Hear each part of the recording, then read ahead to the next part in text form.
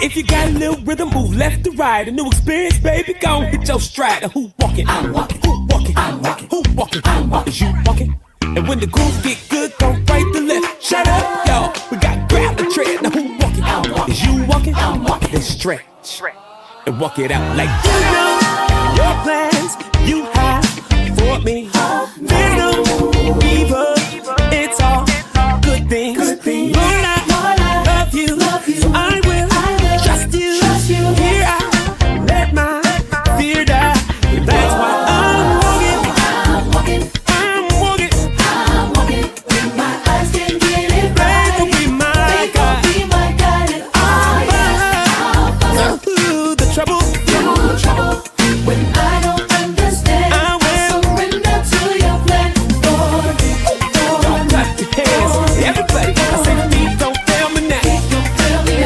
Don't chase it, you ready? Somebody walk. You know your plans you have for me. There's no evil. It's all good things. Lord, I love you. I will trust you. So here I let my fear die. That's why I'm walking. I'm walking.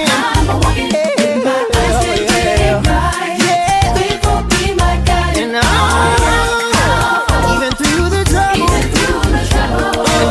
don't understand. I'll relinquish all my plans.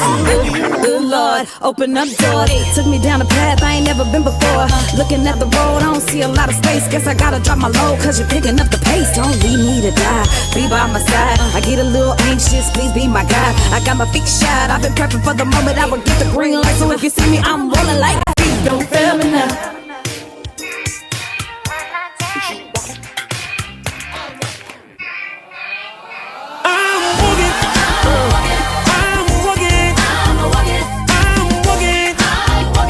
Like I am by faith. Oh Lord, I won't get it. Anybody else going? Yeah, say I am. I'm walking. When my eyes can't get it right, will be my guide. Oh yeah, I'll follow.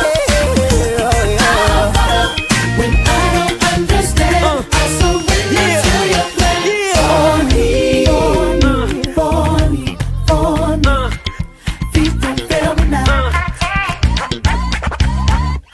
I'm not baiting you. I have a very serious question. I do not know the answer to this, so I'm asking you. So, the U.S. imposes tariffs on China. China fights back. The U.S. blah, blah, blah, blah. And then China's like, you know what? Here's what we're going to do. We're going to give up all the tapes and basically tell y'all where this stuff really comes from. So, like all those really expensive bags and stuff that you think are from these Italian designers that are made in China, and they just ship them to Italy and then put the label on them, and they are marketing these things up 1,000 to 2,000%. Let's be clear. This is my question. And then, of course, China's like, hey, you can come straight to the source and get them on the cheap. From the standpoint of consumerism, what I don't understand is if somebody reveals to you that this product, this status symbol, is really no different than the next, inexpensive or reasonably priced thing sitting next to it. Like they pull the wool back and show it to you. Is the response to say, oh, now I can get the status symbol cheaper, or, oh, it really ain't all that anyway. Why would I spend my money on it even if I could get it cheaper? Because how can it have the status if we've kind of pulled back the covers. It's kind of like the Tesla Cybertruck, right? It looks like an urban assault vehicle. Like that thing could get something going on. And that thing is held together with Velcro and, duct tape, right? Even if you could get it cheaper, why would you? So from the standpoint of consumerism, do you still go after the status symbol once you realize that it's all smoke and mirrors? Okay, when we break the news to the kids, we need to do it in a way that doesn't make one of us seem like the bad guy. We need to let them know that we still love them. We just don't love each other. Yeah, you're right. But look, it's okay. I'll start the conversation. If they have any anger, it'll be towards me. They can't be mad forever. Really? Wow. Thank you, Brad. That's very mature of you. Well, they've always liked you more anyway. Kids, put your toys down for a minute. Your father and I have something to tell you. Kids, your mom and I love you very much. So very much. You are just the best kids in the gosh darn world, and we are so lucky to be your parents. And that's why I'm raising your allowance by $5 whole. Yeah! Woo! What? Thank you, Daddy. You're the best dad ever. Brad, what are you doing? Kids, you're not getting a bigger allowance. Your father and I are getting a divorce. What? No! Mom, why? Why are you doing this to us? Yeah, Mom, why? You monster! That's honey. Yeah, hold that. They claim they want that soul back. Got nothing to hold back. Take you to the throwback. So that you know that we gon' take the toll back. There's a difference between being seasoned and acting like an old cat. Old heads know that it all comes back around like trying to recapture the moment with a Kodak. The Polaroid is instant. Hoping you don't miss it. Cause most of us been different. I tell you what it isn't about. The amount in the bank account. I'm just trying to figure out if I can make it through, but try to thinking out loud. Pay attention, cause he gives grace to the humble at the same time he humbles the proud. Wow, wow, wow, wow, yeah, wow. Come on, I just don't wanna become what I hate. Cause it ain't all about getting your pay up. Let's go. Cause only Christ came down to save us, you know he saved us. I said I just don't wanna become what I hate. Cause it ain't all about getting your way. Cause only Christ came down to save us.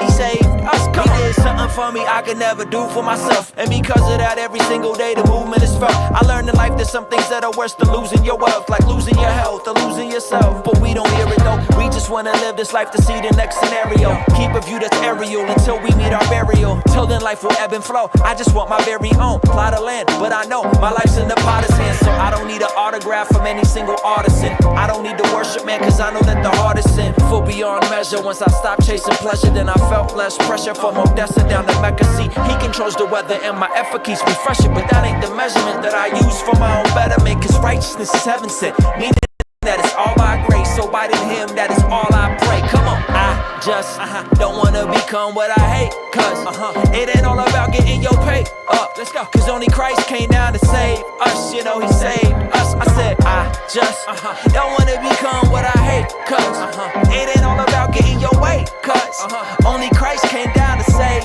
us. He saved us. Come on. That's honey.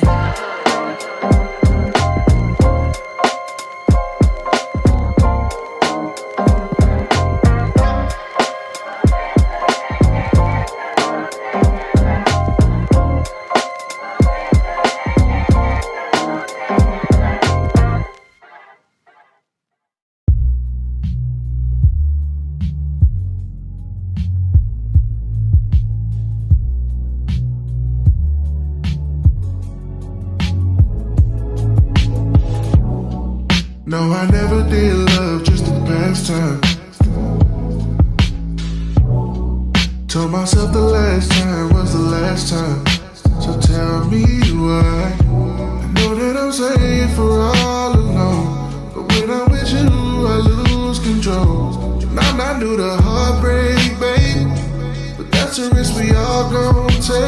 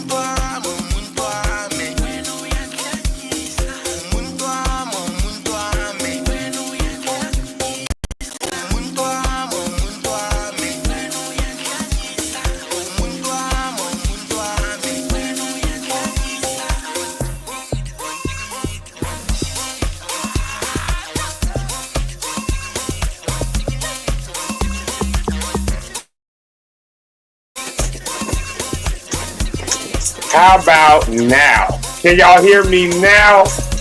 Can y'all hear me now? Let me know. Can you hear me now? Can you hear me now? Can you hear me now? Can you hear me now? Can you hear me now? It looks like it's doing something, but I don't know. I don't know what's happening. Tell me, can y'all hear me? Can you hear me? Technical difficulties. All right, now we in there. I done did a whole introduction to everything. I done got on here. The music was playing. I was like, good morning, Friday morning, all that other stuff like that.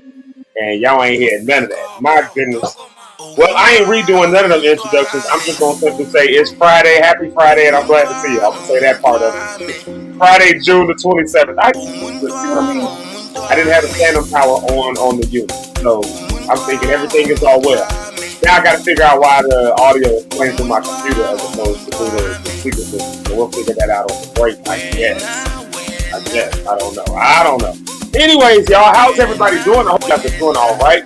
I hope you guys are enjoying your Friday morning, and I hope you guys had a great week, and I hope that you got big plans for the weekend. I don't know. I know a lot of people are traveling and getting ready for the July plans and all that kind of stuff. And let me say this. Well, let's put it this way. Well, 4th of July. Okay, so we celebrated our Independence Day on. I was just looking at something from Frederick Douglass, where one of his speeches, and the speech was, "What is the 4th of July to the slave, or to the former slave," or something like that. I got it written down. I was literally just looking at that. So now we about to celebrate the 4th of July, about to celebrate Independence Day. And there's nothing wrong with celebrating, Independence Day and being with family and all that stuff. But y'all know how we do. We celebrated our Independence Day on, we celebrated our Independence Day on last week, June 19th. And then really, honestly, I was watching the whole thing, and I'm a little bit on a tangent right now, but I was watching the whole thing about not just like slavery and abolition of slavery and all that kind of stuff like that, but just watching the whole thing on when the last slaves actually were in America. You know what's crazy about that? The last case about slavery in America was, I believe, in the 40s. I think it was that they said it was like the 40s, basically like 6 months before, and they gave the comparison. They said 6 months before Joe Biden was born. This was a video a couple years ago, so he was the current president at the time. They said 6 months before the current president, is how they shaped it, was born, was the last case for slavery in America. And then it would be years after that before like schools would be desegregated and all that kind of stuff. So we definitely have the way I see it, we definitely have a lot of work still to do here in America. I think y'all feel that. We all feel that. We all know that to be the same. There's a lot of work still to be done here in America. There's a lot of work to be done here. And there's still people who live today who were around when there was segregation and who were around apparently when there was still slavery, slavery. And it's a long story. There's a long history behind it. It's more than just a southern slave owner. It's more than something like that. I mean, there's a whole history behind it. But, I think about that as we're going into Independence Day, because going into Independence Day, we think about, of course, the key word, independence. Think about freedom. Think about independence. We think about, like liberation. We think all these things like that, and of course, we've been fed quite the myth around independence in America and around the revolution and the Revolutionary War and all that kind of stuff like that. But, while we celebrate it, while we acknowledge it, while we're happy for it, we ain't gonna gaslight and act like we ain't still got work to do. So this week, hopefully it creates some reflection about how we are as a community, about who we are as a community, about what we do. And, the reality of it is, and at the expense of sounding like a cliche hippie, the reality of it is race ain't nothing but a social construct. And so anybody who continues to feed constantly into it is doing nothing more than feeding into a social construct. And the construct was created to put one group of people above another group of people. So, I may not have as much money. I may not have the nice house. I may not have all the things I want, but at least I ain't black. Right? You see what I'm saying? Like race, like, it allows people, let's call them colonizers, to enslave indigenous people and to create an entire transatlantic slave trade, to do all that kind of stuff. So, there's and I'm not trying to start this off on a bad note. I'm trying to start it off on actually this is a good note to see how far we've actually come. We've come very far. We came very far. But at the same token, we still got a long way to go because of the momentum of history, right? I heard that terminology used today, the momentum of history.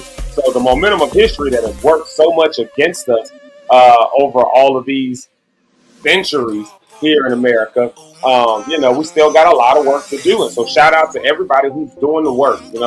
That's the high note that I'm leaving it out on. This Independence Day, as we go into this next week, and that's all you're gonna hear about all week, of course.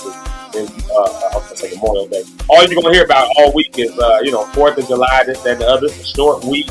So, people going to be excited. There's going to be all of that. You're going to be with family.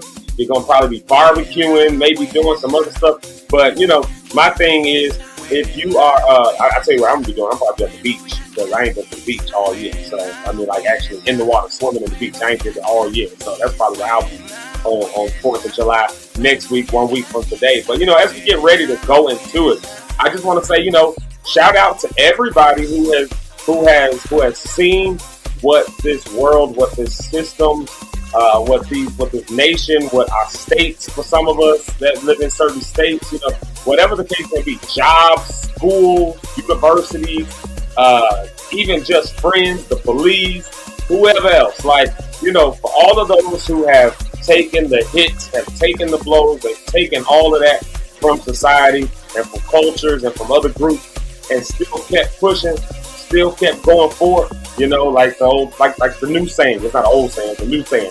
We are not our ancestors. Yeah. Like for those of y'all that took that to heart and said, we are not our ancestors, we gon' you say something to me, I'm gonna say something back. You do, listen, whatever it takes, keep pushing forward. So this Independence Day, that's what we celebrate. We're celebrating the power of community. So me. I can't speak for y'all, speak for me. I'm celebrating the power of community.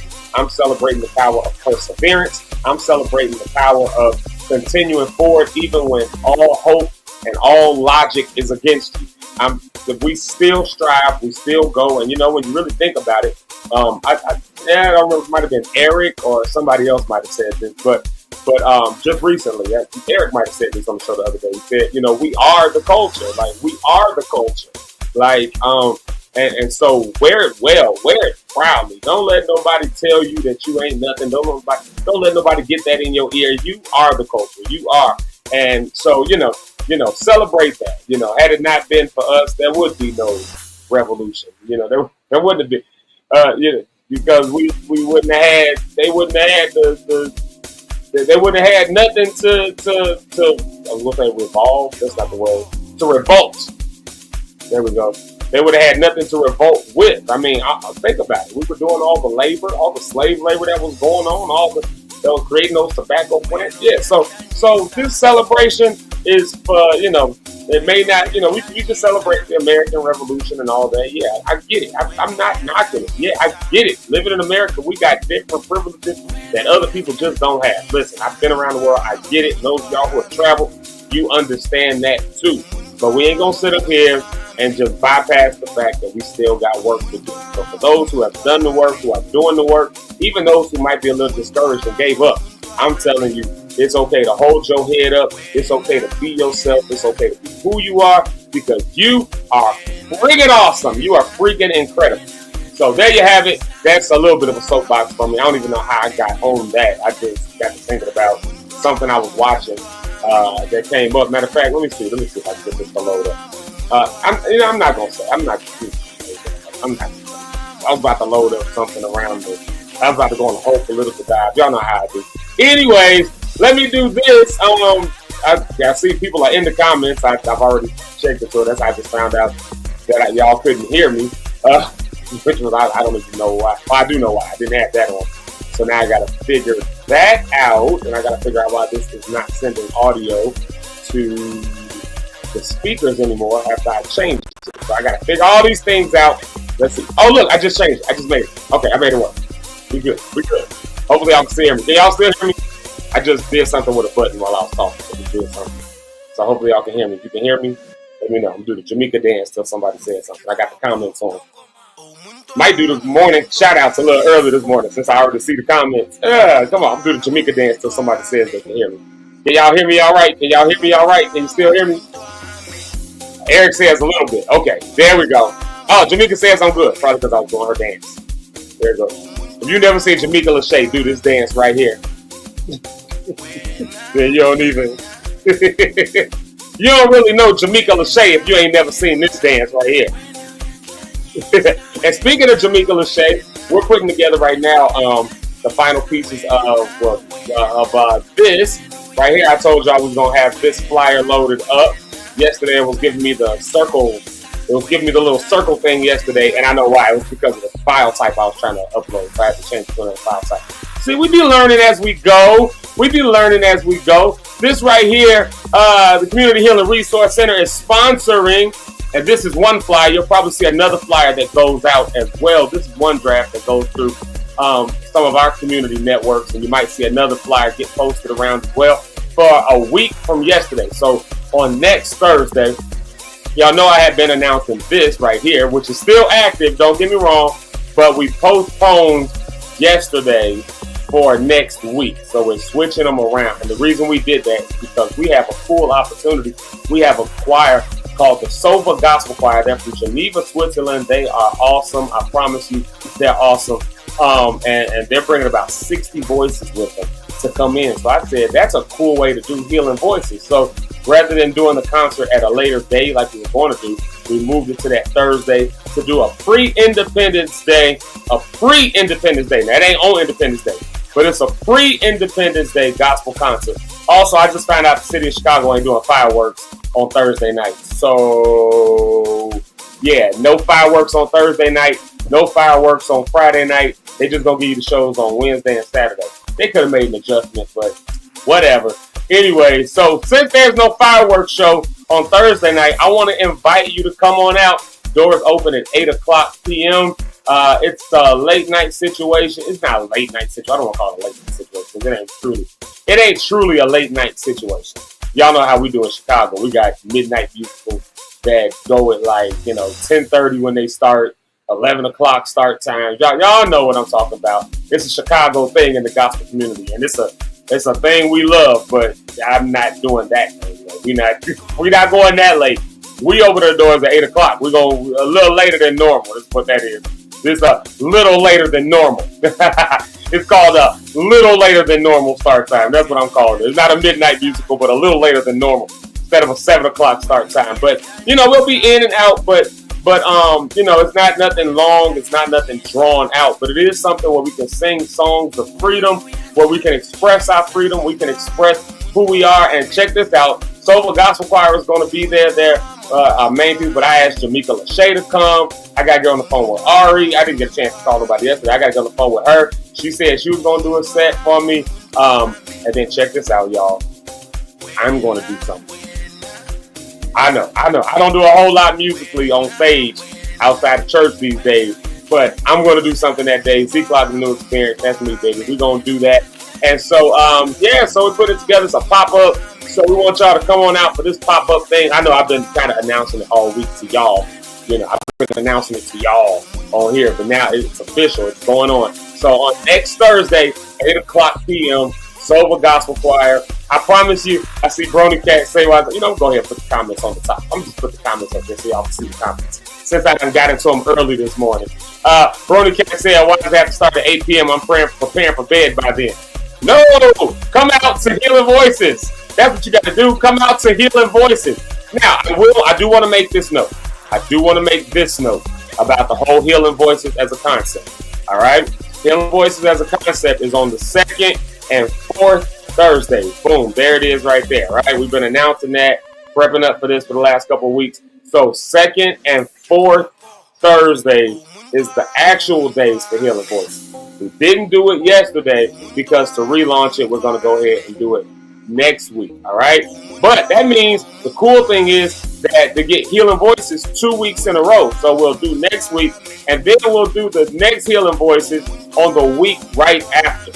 I hope that makes sense. So we get 2 weeks in a row of Healing Voices, and then after that, it's just on its regular schedule. It's on its regular 2nd and 4th Thursday schedule. But I just thought this was such a cool opportunity, and they're actually coming over. If you ever heard of Compassion Ministries International, they're coming over as one of their ambassador choirs. So you'll hear some stuff about that. You'll hear some resources about community. You know my goal. Anything that's done by Community Healing Resource Center, my goal is always, what is the safety of our community? How do we get to the safety of our community? How do we create safe spaces? How do we, give people a chance to express and to heal from trauma and pain and other things like that? Well, freedom. Sing songs of freedom. Matter of fact, I'm going to play a song of freedom today since I'm talking about Jamaica Lachey. In the music break, I'm going to play I Don't Want It by Jamaica Lachey. So y'all remind me so I don't forget. But that's a song of freedom, if you ask me. That's a freedom song. A song of, if that don't bring me joy, if it don't bring me love, I don't want freedom. Free yourself. Free yourself. Also, what's crazy? I played a song yesterday, and the chorus line says freedom. I don't know if y'all saw it. The video is still up. I haven't pulled it down yet. Keyword there. I haven't pulled it down yet. Figure out which one of the keywords you want to pull out of that. But that sentence stands. I haven't pulled it down yet. But yesterday I ain't going to say I debuted a video, but I gave y'all a sneak peek at what's being worked on, what's being finalized right now. I gave y'all a sneak peek of that yesterday, but that song says freedom. That's freedom. Freedom is in the air, man. If you're you're an old school church person, you probably remember songs like I am free, praise the Lord, I'm free. James Cleveland singing, no longer bound, no more. I sound like, that do not sound like James Fortune. Lord have mercy, James Cleveland. Don't tell James Fortune I just called him James Cleveland. Or I called James Cleveland James Fortune. James Cleveland. I am free, praise the Lord, I'm free. He kind of remind me of what's the man's name with the trumpet? The Satchmo. What I'm talking about. The stars are green. Anyways, him. So why is my brain fried this morning? Like, I can't think of the man's name. Satchmo. What is Satchmo's name? Don't y'all tell nobody I can't think of Satchmo's name. I'm going to put Eric on the screen so I don't look like I'm embarrassing myself. Milton Brunson saying I'm free, so I got that wrong too. So there you have it. Boom. I just don't be doing stuff. Y'all, okay. Time for Louis Armstrong. That's what I'm trying to think of. Lord Jesus. I couldn't think of that. Now, Black History Fails. Black History Fails 101. Black History. I got my Black History Fail for the month of June. There you have it. With that being said, I'm bringing Eric to the stage because I just failed Black History. That was a bad one. Real bad one. I was thinking like Satchmo. What's that? I couldn't think of his name to save my life just then. I can hear the song and everything. I can see the birds flying, the Disney video. I can see all the stuff, but I could not think of his name. I can see the big cheek. Somebody was ready to ready. Somebody out here was ready to say, we got to take his black card today. Black card revoked. Don't know Louis Armstrong, just revoked. Jesus. I mean, it's not that's somebody you used to listen to either. Right, and that's also true. It's not like I ever just pulled up. I don't think I've ever heard more than maybe 5 or 6 of his songs. Hey, that's not nothing that you listen to. That's like somebody getting mad at you because you can't name 5 Lou Rawls songs. That wasn't your time period. Yeah, that part. Yeah. You know? I wonder if people from Lou Rawls era can name 5 Lou Rawls songs. That's right. Well, I'm not even trying to be disrespectful. I love Lou Rawls. His voice is so unique. Dude, if you really listen to him, like some of his old stuff, or when he was like doing live shows and stuff, dude. See, I'm a person. I listen to singers, man. That of every era, like the Roaring 20s, Roaring 20s voices, or you get those. I used to love the vibratos, black people, especially back in the day in the 20s and 30s, the way they would sing. I used to love it. Love the vibrato and the cleanliness of their singing. Yeah. It's just, and some of them have flavor to their voices and stuff, but a lot of the rips and runs and stuff came later. Then people just sing. And, I often say, people laugh, but Bing Crosby, I love hearing that dude sing. Frank Sinatra's voice. Certain tones of voices I love, man, when people singing. I watched the old Ella Fitzgerald joint the other day. The Tisket or Tasket. Somebody stole her basket joint. And I'm like, this chick is killing. Yes, that's a singer for you right there. Yeah, man. Yeah, but it's crazy because like the styles just changed so much, like you said, over time. All them runs and the riffs and all that stuff came so much later. And that's our stuff. That's the newer stuff. Yeah. But even if you think about it, back in the day, after that, when you get into the whole Luther Vandross era and those guys back then, or Freddie Jackson type, they didn't do a whole bunch of stuff either. They just sang. One of the best singers of all time, Donny Hathaway, did not do a lot of rips and runs. Donny Hathaway was just clean voice, one of the cleanest voices. Then then you get to like people like Whitney Houston. You get more of the colors and the the little things. But she didn't even do a whole lot. She didn't do a whole bunch. She didn't do a whole bunch. But she didn't like. It was like it was just. It was tasteful. Yeah, that's what made it great. No shot this person. But now you got people like Beyonce who got a lot of them in there. Mm-hmm. People like Houston, she didn't do all of that. She would do one here and there, but it was the placement. Is what made Whitney Houston superb. Her placement. She knew where to go up. She would go high and then catch herself and come back here. Come back down, and you never. That's why I like some of the singers from those times. I listen to. I go on YouTube and type in somebody. Sly and the Family Stone. I watched one of his old videos, and he died. He died the other day, and last week. And his brother, who's on backup, was killing. I don't know if you ever listened to his brother on the live set. His brother had the church runs and do all the say yeah and all the stuff. And I'm like, man, this dude is killing back here. And then that's just me, man. I like, and again, don't get me wrong, I like the colors and the tricks. But I'm just a fan of just singers, just real singing, and some of the best singers were the old singers. It's true, like like you said, all them runs and stuff like that. And now you get singers who they try to rely on the runs, and some of them just got real pure voices, and it's like just enjoy the pureness of your voice, like really just lean into that, lean into the purity of voice, lean into the purity of of the power of voice. Some people are able to hit like high notes that other people can't hit, and they can just sustain on. I think it's Jamaica fans. She can sustain a high note and just hit it, belt it out, full voice. And everybody can't do that. But that's like a power that you have. I'm using Jamaica as an example, but that's like a power that she has. But now I think a lot of singers try to rely on like that everybody wants to do the next run because we all get excited when we hear, oh my God. Everybody want to do that. But that's why even in the R&B world, everybody sounds alike. Right. Yeah. Now when you hear R&B singers, female, the majority, I'm not going to say all, but 80% sound like, now I have to stop and say, wait, who sing this? And pull it up because I'm like, that sounds just like this one. This one sounds just like this one. This one sounds like this one. And something that we don't have a lot of, more than we used to. We have more nowadays, and this is in the R&B field. You got a handful of young ones, but you got more female R&B singers than you have male now. Really? Think about it. You got R&B male singers. Don't get me wrong, but it's way more females than back in the day. If you think about that genre was more dominated by men back in the day, R&B. But you had females too. Don't get me wrong, but you always had a little bit more guys. Now it's like reversal, but I haven't noticed that. This is different.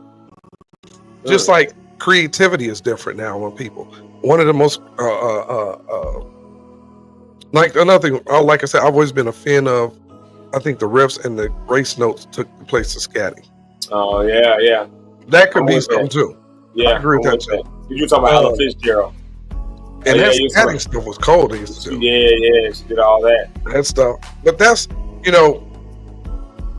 I don't know, man. It's just the. I think people then. This is what I want to say. There was a different pride in their singing and integrity in the gift. They took that singing thing. That was like we sung. People like they say, you got singers and singers. They were singers back then. They would sing, no mics, no nothing else. I have a cousin. She's older now. A lot of people. Well, she's not here any longer. But they used to call when she's my dad's cousin. He used to call her one of the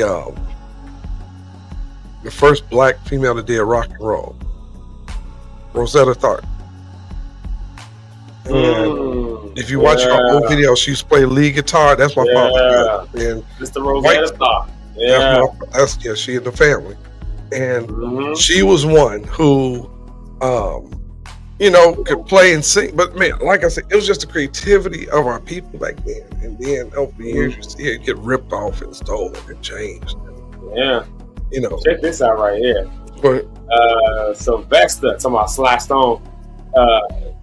He was an old family friend here. My uncle grew up he and my uncle grew up together in the church. They went to his father's church, and he was also my uncle's guitar partner. Is that like a wingman? It was like getting the girls. They were friends until he died. Wow. And he was one of the most. I watched. Have you watched his thing? I think it's on Hulu. His not life story, but it's like a biography of him.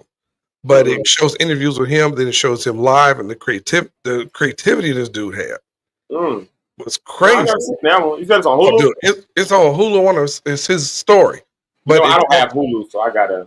Yeah, man, let me tell you, that's worth the watch. Yeah.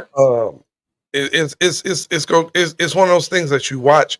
But like Bohemian Rhapsody, how you watch that and because I know we talk about black singers, but like no, you good? Yeah. Dude, Freddie Mercury. Freddie Mercury is one of the greatest of all time. So you can talk about his range and his tone of his voice, the strength in his voice. What's it called, Jamaica? I had to look it up, but if you Google search the Sly Stone movie or biography, it'll give you the name of it. But it's really good. Because I sit and watch a lot of those. I watched the what is it, The Godfather of Harlem, whatever the name is. What the one guy that one? That was on Netflix. Everybody knew dude. Best friend. Everybody knew this guy, Clarence. Whatever Clarence's last name was. Everybody knew him, from Barack Obama to every celebrity, and he was just a regular guy who just could talk. Oh wait, not Godfather. I was Godfather of. Oh shoot, I'm trying to. But you know what I'm talking about. Godfather of Soul. No, that's James Brown. And Clarence. No, not Clarence Thomas. That's the Uncle Tom. Clarence Avant. There we go. Everybody knew Clarence Avant. Yeah. So, man, again, I listened to, just like I was watching something about Elvis Presley the other day, and it was like Elvis was the greatest singer. But then I heard the black guy that Elvis sound just like. I can't think of the dude's name. If you Google search the guy, say the black guy who inspired Elvis, look at him and then play him singing, it's identical. Let's see, the black guy who inspired Elvis. That's what I said. Like I just said, I quoted something. I think it was you that said this maybe a week ago or so. You said like we're the culture. We are. Like, we are the culture. Everything comes from us, man. Everything comes from this way. Everything from entertainment to sports to everyday creations of life to how we function as a society. we are the most creative people ever that's ever existed, and the most stolen from. And the Indians had their land stolen, but we had our identity stolen, our land stolen, our creativity stolen, everything. There was a lot that was stolen from We're stripped down to nothing. Yeah. You know, everybody else know where they came from. Most of us, you know, think about it. Indian people know we're from this tribe, or Asian people know this, or you know, blah blah blah blah blah. When it comes to black folks, you know, it's been so mixed and messed with that we really don't know our history. All black people can say, "Oh, we came from Africa," but where in Africa did you come from? Right. Which lineage? Right? You don't know. You know, and if the government has their way, they'll keep stealing it. Oh, we get stolen from to this day. Look. It's just like I don't want to say this. But I'm gonna say it like this. Just like the other person who got on the internet the other day, a couple months back. Oh Lord. You know what I'm talking about? With she had on the bonnet, the one we talked about the other week. The blonde haired person had on a bonnet and said I discovered something great for our hair. Oh, yeah. God, that's so creative. Like, yeah. Or how they started calling what they start calling braids like corn. Well, we had cornrows. They start calling box braids or something like that. Yeah, like they thought. Correct me if I'm wrong, but you created something. Same thing we said about Christopher Columbus. How do you walk on somebody and say, "Oh, excuse me, hey, I just discovered America." I just found this land that you guys. Yeah, I just found this land that these people live on. Yeah, disregard them. I found it. You know, it's like this is what we do. This is what they do, and that's why black people, you all should be so proud of what you do. Yeah, and supporting. I do it all the time. I see other black people in the street. I ain't got to know them. I just talk, say, "Hey, what's up? Hello, hey man, hey sis." Blah blah blah. It's the thing of. We're the most creative, and we spend the most money in this country too. Well, that's a whole nother subject. But we was talking about singers and all the creativity, and I don't know how we got here, but I know we got to do our music break. Well, the fact of the matter is, a lot of the music and all the stuff like that drives so much of the money that we end up ultimately spending anyways. I mean, think about the sales that go into music. You know, we may not as artists be getting a whole lot of money from music sales, but I tell you what, Live Nation and Ticketmaster and all of them are making big bucks selling shows, and so big record labels have an obligation. You know, the big ones. I'm talking like the Capitals, and the Atlantics, and the the Jive. Not the Jive. I guess Jive will be under Atlantic, right? But like the big boys, the Clive Davises of the world, all of them. I mean, the ones who really pull the strings. Those guys are making big bucks on black culture, on black art, and then dictating what black art should be. We got the title today, My Story, My Expression. And, you got a lot of cats who did tell their story, did try to give their expression, and then they got to them big labels like them big labels, and they said, no, you got to do it this way. We want you to talk about this. No, we want you to talk more about those drugs, talk more about your drug trafficking. Talk more about that, even though this person has a life change, all that kind of stuff. So, we do drive most of the money. Yeah, we do drive most of the money. We are the culture, and so this Independence Day, we celebrating ourselves as the culture. And I'm not saying that for somebody, I don't want somebody to hear this and be like, oh, they done got racists over there on the show. It's not that. It's not that. Like, it's the fact of the matter that too many of us, even to this day, like Tamika said, you lost your headphones. Too many of us, even to this day, too many of us have. There you go. I'm gonna put them on. There you go. There you go. Man, you sitting here talking. I heard you. It just fell out. No, I was just saying. We are the culture, and I know somebody's gonna probably look back at it and be like, "Oh my God, they start talking race. They're against white people." No, it ain't that. Like at all. It's the fact of the matter. Like I said, too many of us don't know who we are, don't know what we have, don't know what we have to offer, don't know what we've already offered, don't know what we already are doing, what we've already created, what we've already made. And I'm not saying that one is better than the other. I'm just simply saying the receipts show that black culture sells. That's all I'm saying. And so we should be proud of that. We should know who we are, what we do, and we should embrace it, live into it. So this Independence Day, I don't know if we do Independence Day resolutions like we do New Year's resolutions, but my Independence Day resolution would be to be free from the thoughts that I have to live up to what somebody else thinks. I'm learning that. That's something I'm learning. You know, I'm learning that over time. Eric does this well. You do this real well. You don't care what you think. You just do whatever. You know, so no hate there. But I hope y'all will be the same. I tell you what, let's do this. Let's take a quick music break. Speaking of letting stuff go and letting people go and being free and all of that, I tell you what, we can do a music break right here with our girl Jamaica Lachey, because she got that song that she said, I don't want the stuff that don't bring me joy. I don't want the stuff that don't bring me peace and love and everything else that I'm missing in the everything else I'm missing in the lyrics. I haven't played this song in a while, but that doesn't take away from the fact that it is a dope song. Lyrically, it's just awesome. So if you want to be free, then go ahead and be free. But when we come back, we're going to do our official morning shout-outs. I know I already started putting them up on the screen and all that stuff like that since I was already in there. But, and what I said earlier, Zeke, before I forget. Yeah, sure. If you guys go online, go to YouTube, and you type in the name Roy Hamilton, and the name of the song is Here Comes Love. This is the black guy that Elvis stole his, the man's style. Go on there and play it. It's called Here Comes Love, and it's Roy Hamilton, and this is what the video's gonna look like. It's hold on. It's black and white. Yeah. Right here.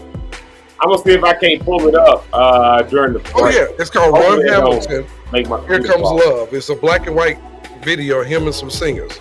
This is the guy who Elvis himself said, "Oh, I love this music." And when you hear this dude sing, Elvis stole his tone, his voice, his move, even his move. All of it came from this guy. That's what he said. But they call him the king of rock and roll. The king of stolen roll. King of rock and stole. Right, rock and stole. Rock and stole. And I don't care how many of y'all get mad, Elvis is a thief. All right, what you about to play? We're going to play Jamaica Lachey right here. If it don't bring me joy, I don't want it. If it don't bring me peace, I don't want it. If it don't bring me money, I don't want it. This Jamaica Lachey where I don't want it. Just you in the text. Right, I'll bet. Perfect. And then we coming right back, y'all, with morning shout out. So if you haven't already said good morning, please feel free to go ahead and say good morning so we can get back to you. But right now it's Jamaica Lachey. Stand up, never lay down. Used to see us in the back, we in the front now. They tried, we did. Stepping up, no chill, I'm about to go in. Steady dancing in the clouds, I've been walking mounds, talking handshake smiles for the big win. Bomos on the reach in, trying to put their bid in, hoping they can slide just a piece in. But this ain't for the weak, for the hearts wanna sleep. Put a guard on your piece, gotta stand in your sleep. Take a breath and be meek, gotta take it from me. No one can do you like you do it. Be fluent in you, that's a movement. Stay focused on you, it's not selfish, it's true. It is only to you that you prove it. If I can't feel no love, I don't want it, yeah. If you can't feel these voids, I don't want it, yeah. If it don't bring me joy, I don't want it, yeah. I don't want it, I don't want it, yeah. People used to talk how me could fall enough, now they looking for my corner. Red form on the backtrack, I ain't cutting no slack, it's a new order. Set my team real strong now. Kingdom coming like the sun now. Guaranteed on this walk, you will believe, but his word is the creed, and my faith equals free. No one can do you like you do it. Be fluent in you, that's a movement. Stay focused on you, it's not selfish, it's true. It is only to you that you prove it. Hey, it is only through him that you prove it. It is only through him that you prove. If I can't feel no love, I don't want it, yeah. If you can't feel these voids, I don't want it, yeah. If it don't bring me joy, I don't want it, yeah. I don't want it, I don't want it, yeah. Entangled entrapments, the pressures of being down. Transcendent traps and dead bodies have turned to clouds. Depression's a trophy for Gen Z, and socials will kill you with envy, fabricating the lie through the enemy. My my state, it is altered and change has occurred. Intention is heavy on serving this word. My being has meaning, no love lost, I mean it. I'm good, I believe me, that's you, I don't think. If I can't feel no love,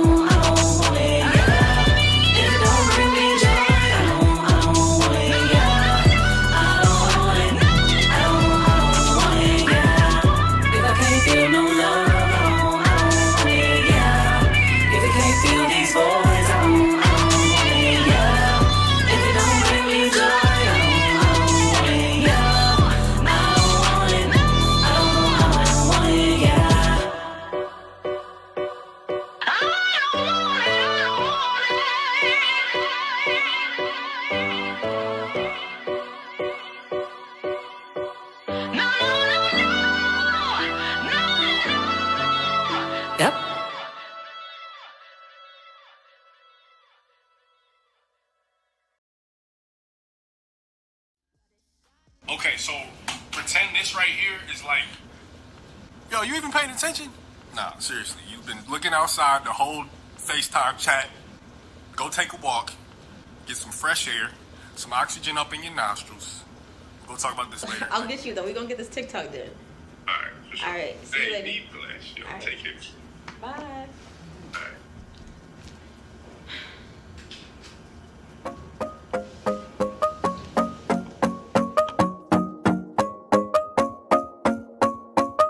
I've been messed up, I've been broke down.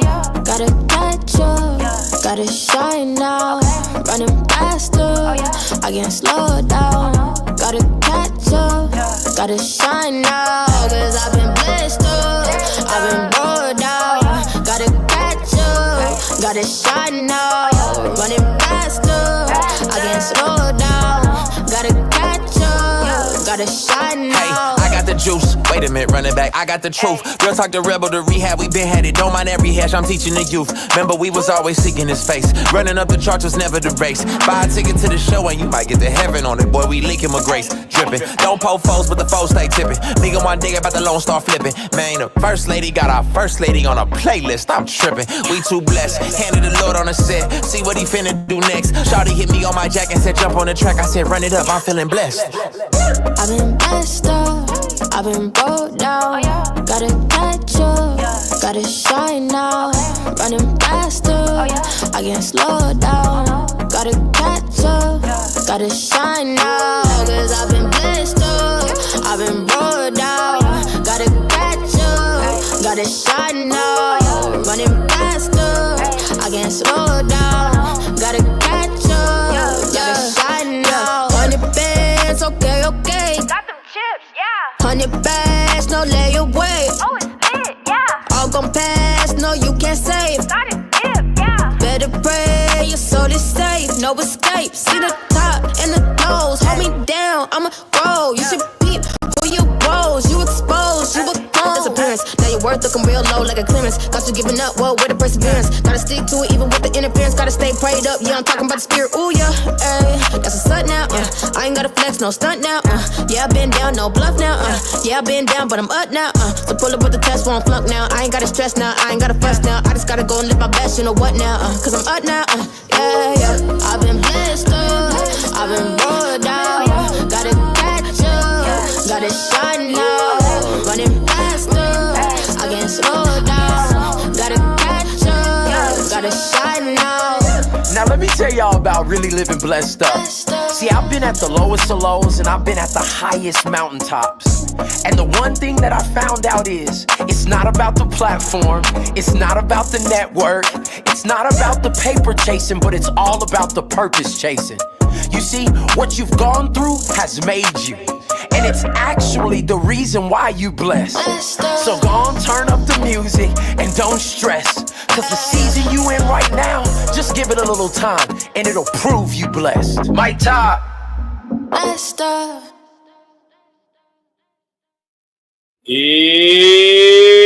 Now, and we back. That was Jamaica Lachey. That was Wande, or actually, she got a new name now.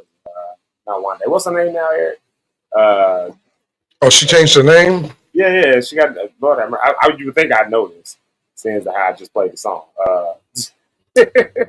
What is her name now? She goes by Anna K. Oh. Yeah. But Wanda, y'all might know it as Wanda, you might know it as Anna K. Whatever it is, the song is dope. So there it is, right there. So look, I just pulled this up. Let me see if I can do this. Let me see if I can make this happen. Let's see. What you pull up? Let's see if I can make it happen. All right, here's to the magic. Let's see if the magic works. Let's see if the magic works. Oh, you heard? Did you hear what I was talking about? Of course, yeah. This is the guy that Elvis ripped off.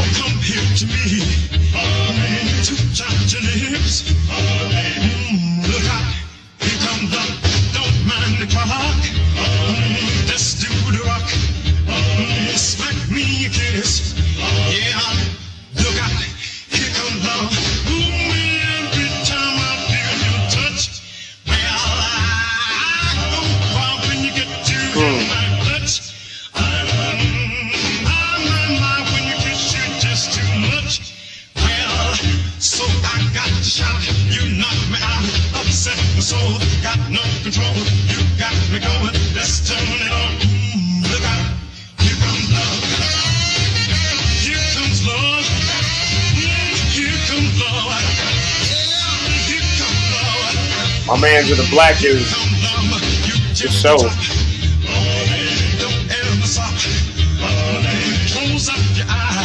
He stole this man's entire sound and everything. You know what's crazy? So as I'm looking, I was looking up as we were talking about it. You know, I was looking up different, different. All right, well, I was looking up black man whoever stole the sound. Let's start with that. And of course, there was like a list of people that came up. I mean, a lot of our favorite people that we know, classic folks, all of that stuff like that. Like, for instance, let's see who else came up with it.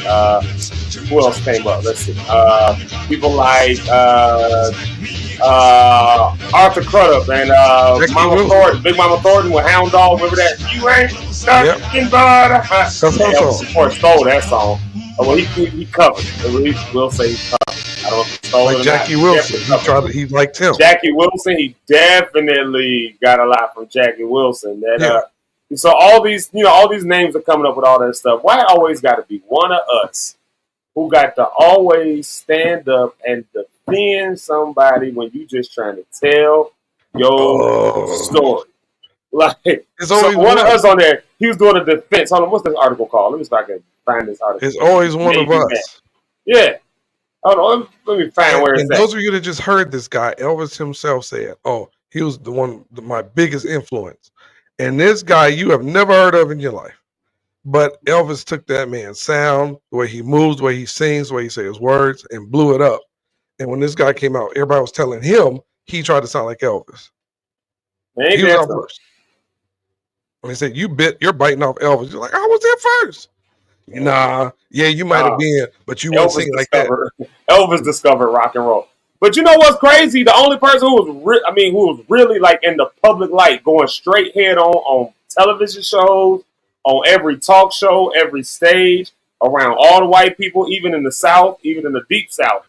And it was Little Richard. He was out there saying, like, he was telling y'all all these years, I invented rock and roll. Ain't none of these other people invented rock and roll. Like, we was doing that, and then they came and stole it. Bumper Elvis Presley. And forget this.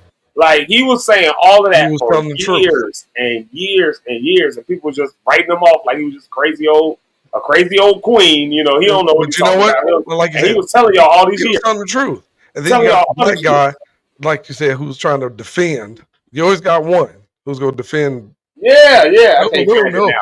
No, he didn't. No, wait a minute. Blacks, get out of here, Tom. You know, them the ones I want to beat up. You know, and you're entitled to have your opinion, but I can't stand those types of people.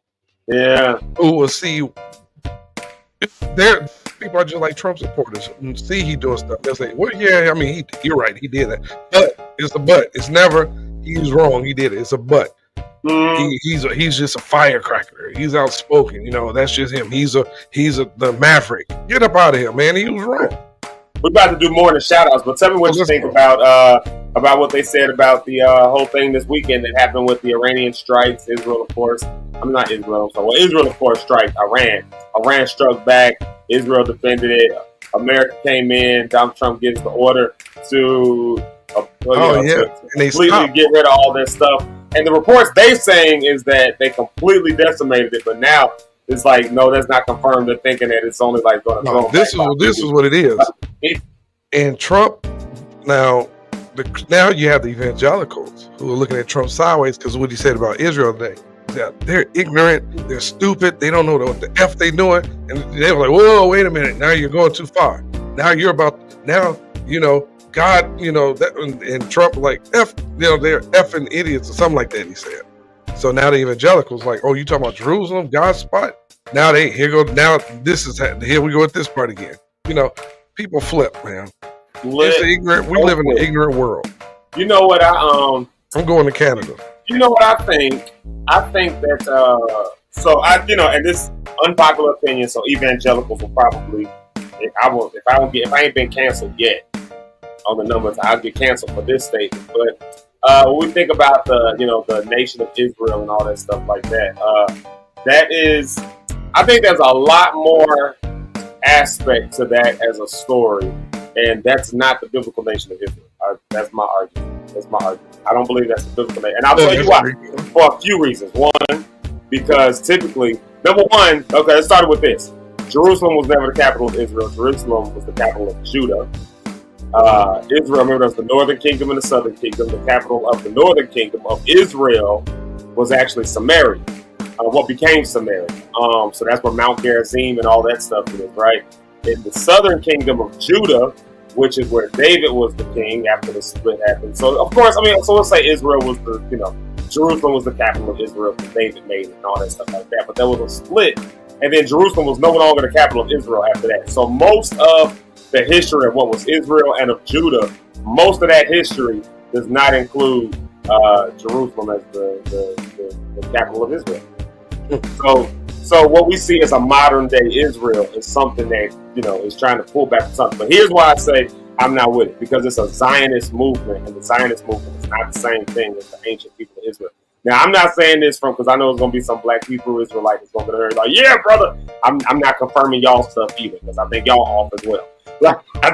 What I'm simply saying is those tribes were spread out. They were lost. The lost tribes of Israel, because of course, Israel got captured by the Assyrians, right? Israel got captured by the Assyrians, and Judah was captured by the Babylonians. I forget. I could be mixing it up, but one nation was captured and another nation got captured right after. Either way, it's one or the other.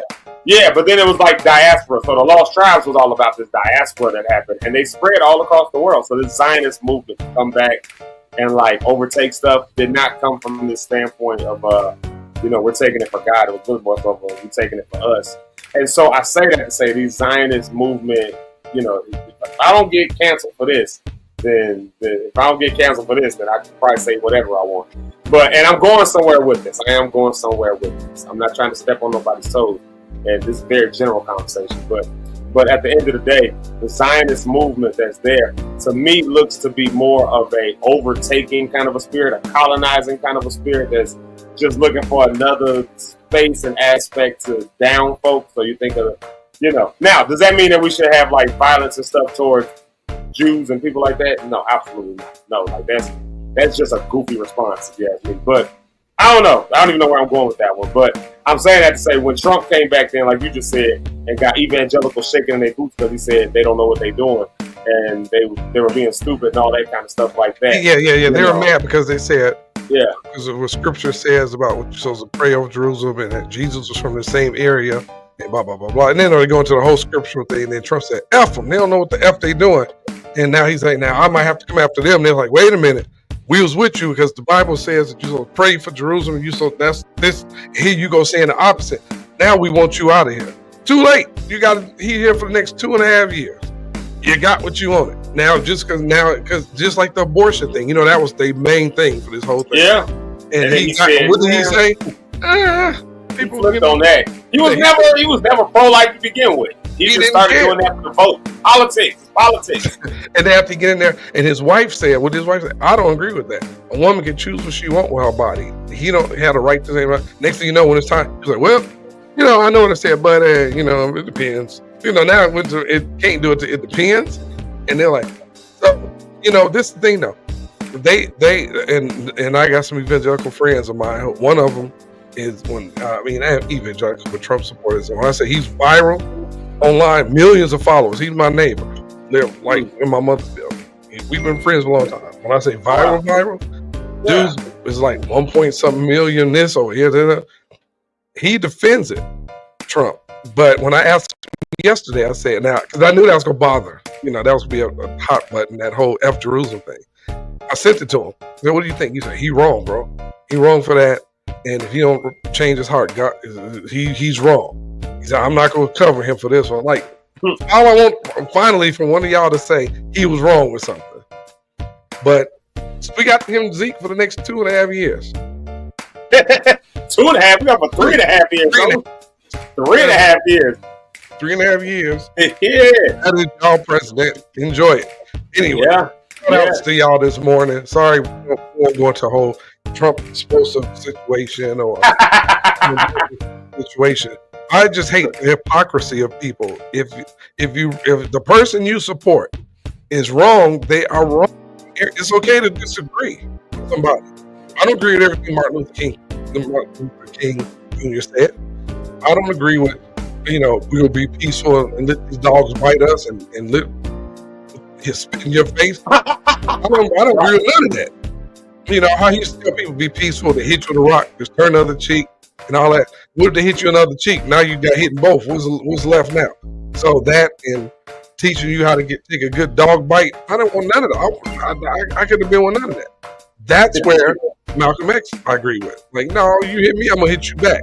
Now, even though he had a peaceful stance on some things, and him and Martin Luther King did come here on certain parts of the head. Okay, we agree on this, but here it's no different than Paul and Barabbas. How Paul and Barnabas, how they were both. Now, this is funny too. This is an argument we have now among the churches. Who's right? Who's wrong? Right? Because them two were partners, in ministry, and they didn't see eye to eye on something. Barnabas went this way. Paul went this way. They both kept preaching, but I don't agree with something he said and his views of how to doctrine. I don't agree with what he said. We both agree about who Jesus is, so we gonna do this, and we still have that now. And that's if those people who quote, if we say we're believers, how come we can't look at that and say, okay, we may not doctrinally believe everything the same, but we all believe that Jesus is the Lord and He's this other. Why can't we still agree and work together? We can have our differences. The same book that teaches the principle showed us one of the person who wrote the most of the New Testament said, me and his brother ain't getting along. We still cool. That, in so many words, that we still cool. I don't agree with him on this point. He don't agree on this point, but we both agree on this. Church can't do that. We can't do that. We argue about baptisms all day and stuff like that.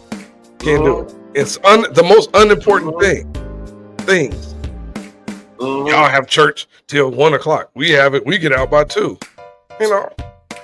So what? It's just it's some stupid stuff. I have people. I'm sorry. We gonna go into other stuff. So. Yeah. No. That's the thing, though, man. That's you just hit it. That church stuff. People hold on to beliefs at the end of the day, and a lot of times hold on beliefs and traditions that aren't even scripturally based. It's just the opinions and thoughts of those founders of the. Just like somebody told me the other day, the founders who are around now, they'd be. Oh, shut up! Same founders of this country had slaves. I don't care what they think. Screw George Washington and all of them. That's my opinion of them. I don't care nothing about George Washington. None of them. He was so smart, and the apple hit him in the head. I hope it not hurt. I hope it hit him in his head and crack the skull. Because that, it's just it kills me when they want to throw up the right. That is it. That's what separated them. Barnabas felt Mark was ready to preach, and Paul like, nah, he ain't ready yet. Oh, that's crazy. It's just like churches now, right? How you got the pastors who somebody said, God called me, you ain't ready yet. You ain't ready yet. You need to put some more time. Then you got another pastor say, oh man, let's push him forward. Same situation. Like the Bible said, nothing new under the sun. We got it right there. Yeah, but that's to me, that's the whole thing behind it though. People's beliefs at the end of the day are going to be their beliefs. They're going to drive their lives. And if I get canceled for the Israel statements, I'll get canceled by the church for these statements. What you want to find in the Bible, you'll find it there. If you want to justify slavery, you'll find it there. If you want to liberate slavery, you'll also find it there. So now the ultimate point is where you're going to land. If you want to justify that you should obey the law, follow the law, don't stray from the law, you'll find that in Scripture, that you should not do that. You remember when Paul went to the Jerusalem Council, right? Remember what that whole thing was. They told him, no, they need to do this. You're converting all these people, but this is a Jewish faith. Because remember, there was no Christianity. That's a new thing.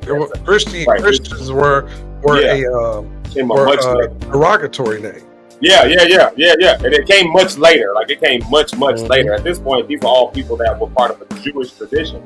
So when they weren't keeping the Jewish law, they weren't keeping kosher, they weren't going to get circumcised, they weren't doing all these things, then Paul had to go and take it up with the Jerusalem Council, James and all them. You had to go take it up with those guys in Jerusalem. And then they told him to say, fine, okay, you go and have them do that. It's another split that happened, another schism, if you will. He said, okay, fine, you're fine to do that. Just make sure that they remain sexually, don't do any sexual immorality. Yep. Make sure that something else, I forget what the other thing was, and then send money back here, to handle for the poor and all those kinds of things like that to keep the mission going here in Jerusalem.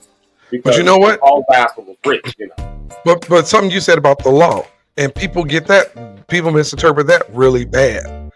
And I don't have to follow the law. Jesus did away with the law. That's not what Jesus said. That's not really what it was.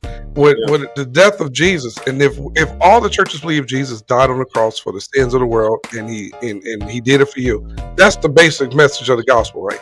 But Jesus said this is what he meant. The interpretation.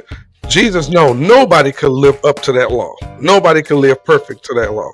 Jesus came and lived the perfect life, so that through him we can try to come as close as possible to living. He never said, so if that's the case, they say do away with the laws. We don't certain parts of it. We don't, you don't kill, you don't steal, you still, those are still parts of the law. The first 5 books of the Bible are what? Are they the books, are those the books of the law? The first 5 ones? It's nuanced, but yeah. So you got Leviticus, you got Deuteronomy, of course. Certain books have there's a different laws between the two of them. Deuteronomy came much Jesus later. did away with tradition, but not the basis of the thing. So Jesus said, hey, I came not to do away with the law, but to fulfill it. In other words, Jesus said, I lived the perfect life. Now, I lived that perfect life. So as you accept me, let me live, and I'll keep you from doing this. I'll keep you from doing this. I'll be your strength to not do this. I'll help you through this.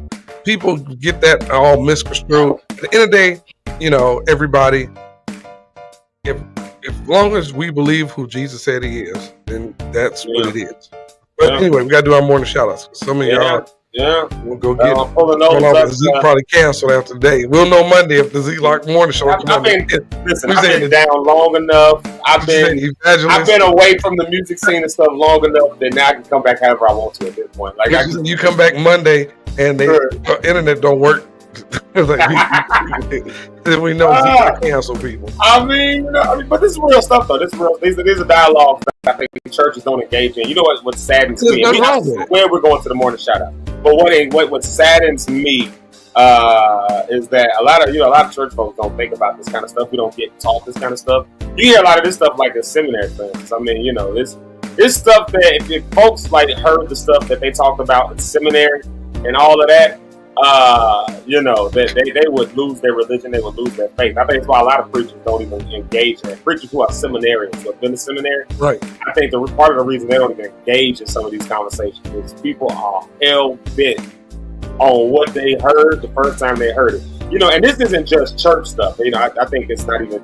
I don't think it's fair to just put that on church people, but you'll find this in any situation with humanity. Like you take America, for instance, since we've been talking about Independence Day. You take America, there's a lot of people who believe the story of America is that the pilgrims were getting religious persecution, so they came over to America to flee the tyrant of a king, and then more colonies came, and then as a result, representation, taxation without representation, they had to fight back and then they had to do a revolution, and the Thanksgiving, because the Indians, as they called them, gave them some food and showed them how to live on the land. They had a big dinner together, and that's why we celebrate Thanksgiving together. And Columbus was the one who discovered it, and everything followed after. That's the story that people hold on to. So now you had a position now. Is that the king wanted another woman. Tell the truth. The king wanted another chick, and he broke on off and started his own. It's all kind of history to stuff. People just look at one thing and don't read and really understand what's what. So Columbus didn't discover America. The founder See how many ways we get canceled. Yeah, I was literally blocked off social media for a few months after some stuff I said, so I'm used to it. It is what it is. So I said that the Zionists are the ones who are actually in control of Israel. Those aren't actually Israelites. I also, in the same tongue, said that I think the Black Hebrew Israelites got some more knowledge they need to gain too. So I think I just crap on everybody. Yeah. Neither one of them, like Black Hebrew Israelites, they feel because they holler and talking to Mike, that means you heard them. No, that's stupid. But you know what's crazy about them? They do have some. They got a lot of good history behind them on their side. No, they know history, but they don't understand. They're like a person. I give you a book of electronics, and you read it, and you can quote me the stuff in electronics, but the electronics book says this and another. But when I ask you to break it down further, it don't matter. This book says right here that they don't understand. They just read without an understanding of what they're reading. They think they have understanding, and it's an ignorant understanding and limits it. And I've argued with Black Hebrew Israelites, and I tell them the same thing. After the way you end a conversation with people like that, say, "Hey, man, Jesus died for you, right? Yeah, he did. I agree with that. If you don't live right, you're going to hell. Have a great day. Walk away." What's the argument? I don't even argue with them. I just listen to what people think and what they believe, and I just say, "Oh, wow, that's cool." I'm at a place in my life. You're a nice guy with that one, because you say, I got nothing to prove to nobody. You don't have to prove that to nobody, right? I got nothing to prove. I believe what I believe. You believe what you believe. believe. We going to get burgers or not? You ain't got to beat me over the head. I ain't got to beat you over the head. No. But we all got to eat, so can we just go get a burger and talk about something else? Like that's how I am. I've had some guys like that wanna.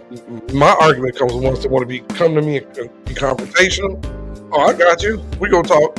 I'm gonna say how I feel. You gonna say how you feel, and then they get mad when I don't care what you feel, and that's no mistake. You don't care about me.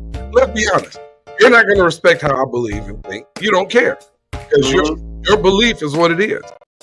I don't care what you think. So let's just keep it where it is. You feel your way, I feel my way, and that's it.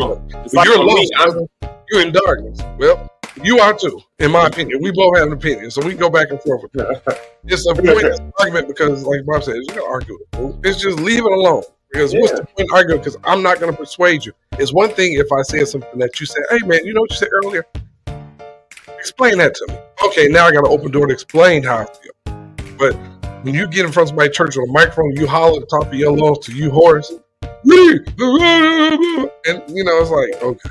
But you know what's crazy about that? Here's why I've learned to just respect it, because I take a step back and I look at it. The words of Jesus get real, y'all. The words of Jesus to me get real. He said, "How you gonna be judgmental about the speck in somebody else's eye when you got a beam hanging out of yours?" And so we look at the Hebrew Israelites, for instance, or we look at Jehovah's Witnesses who come every Saturday knocking on your door, or we look at these and just different groups like that. We look at maybe some of the wars that have happened around Muslims and stuff like that, and that stuff, Islam.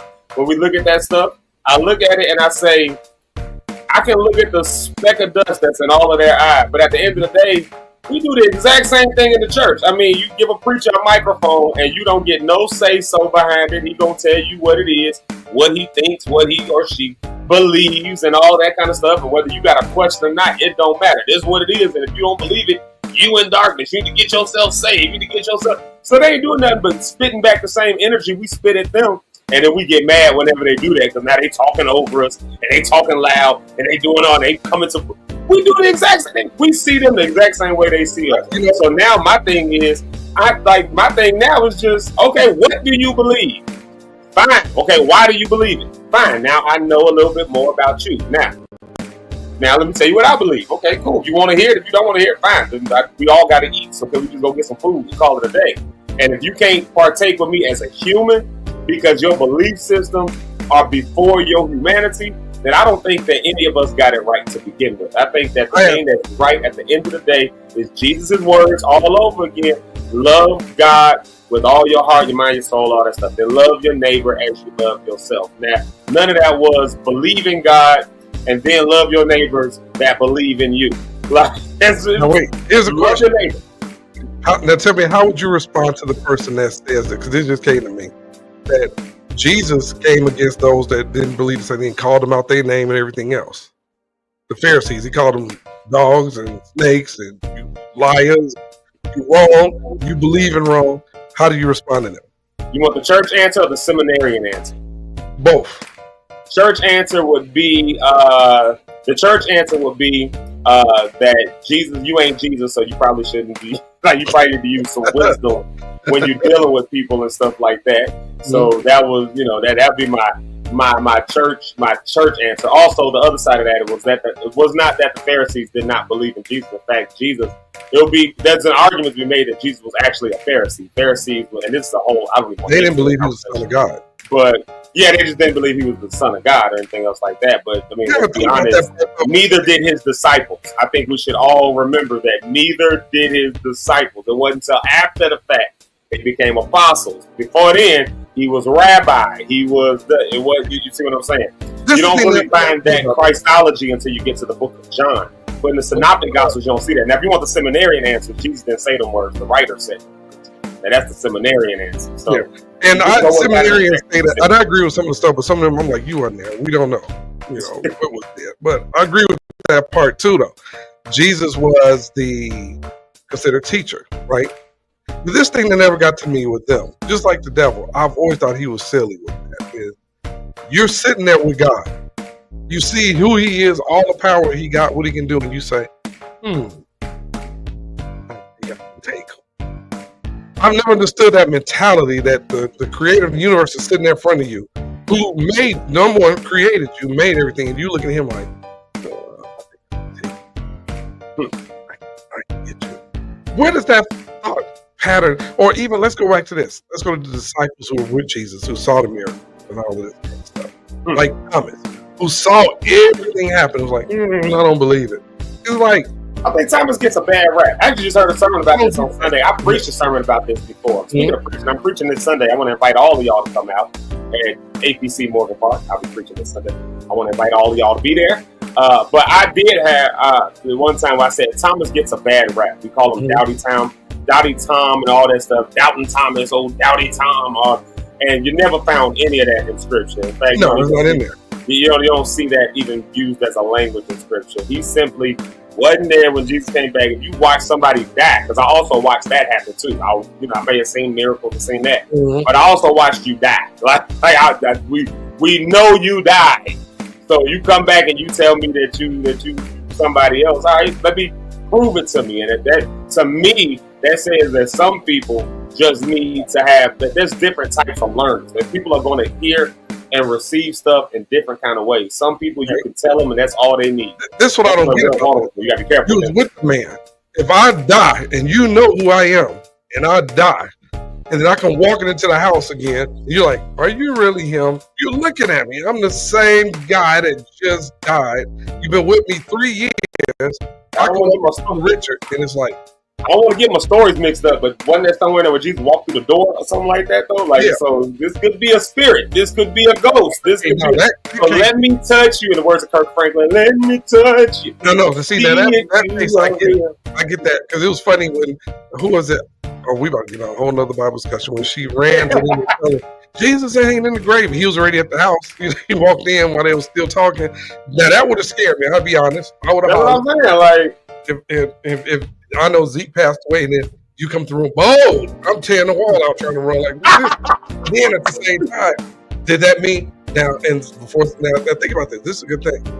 The disciples were with him, and like Peter said, "You are the Son."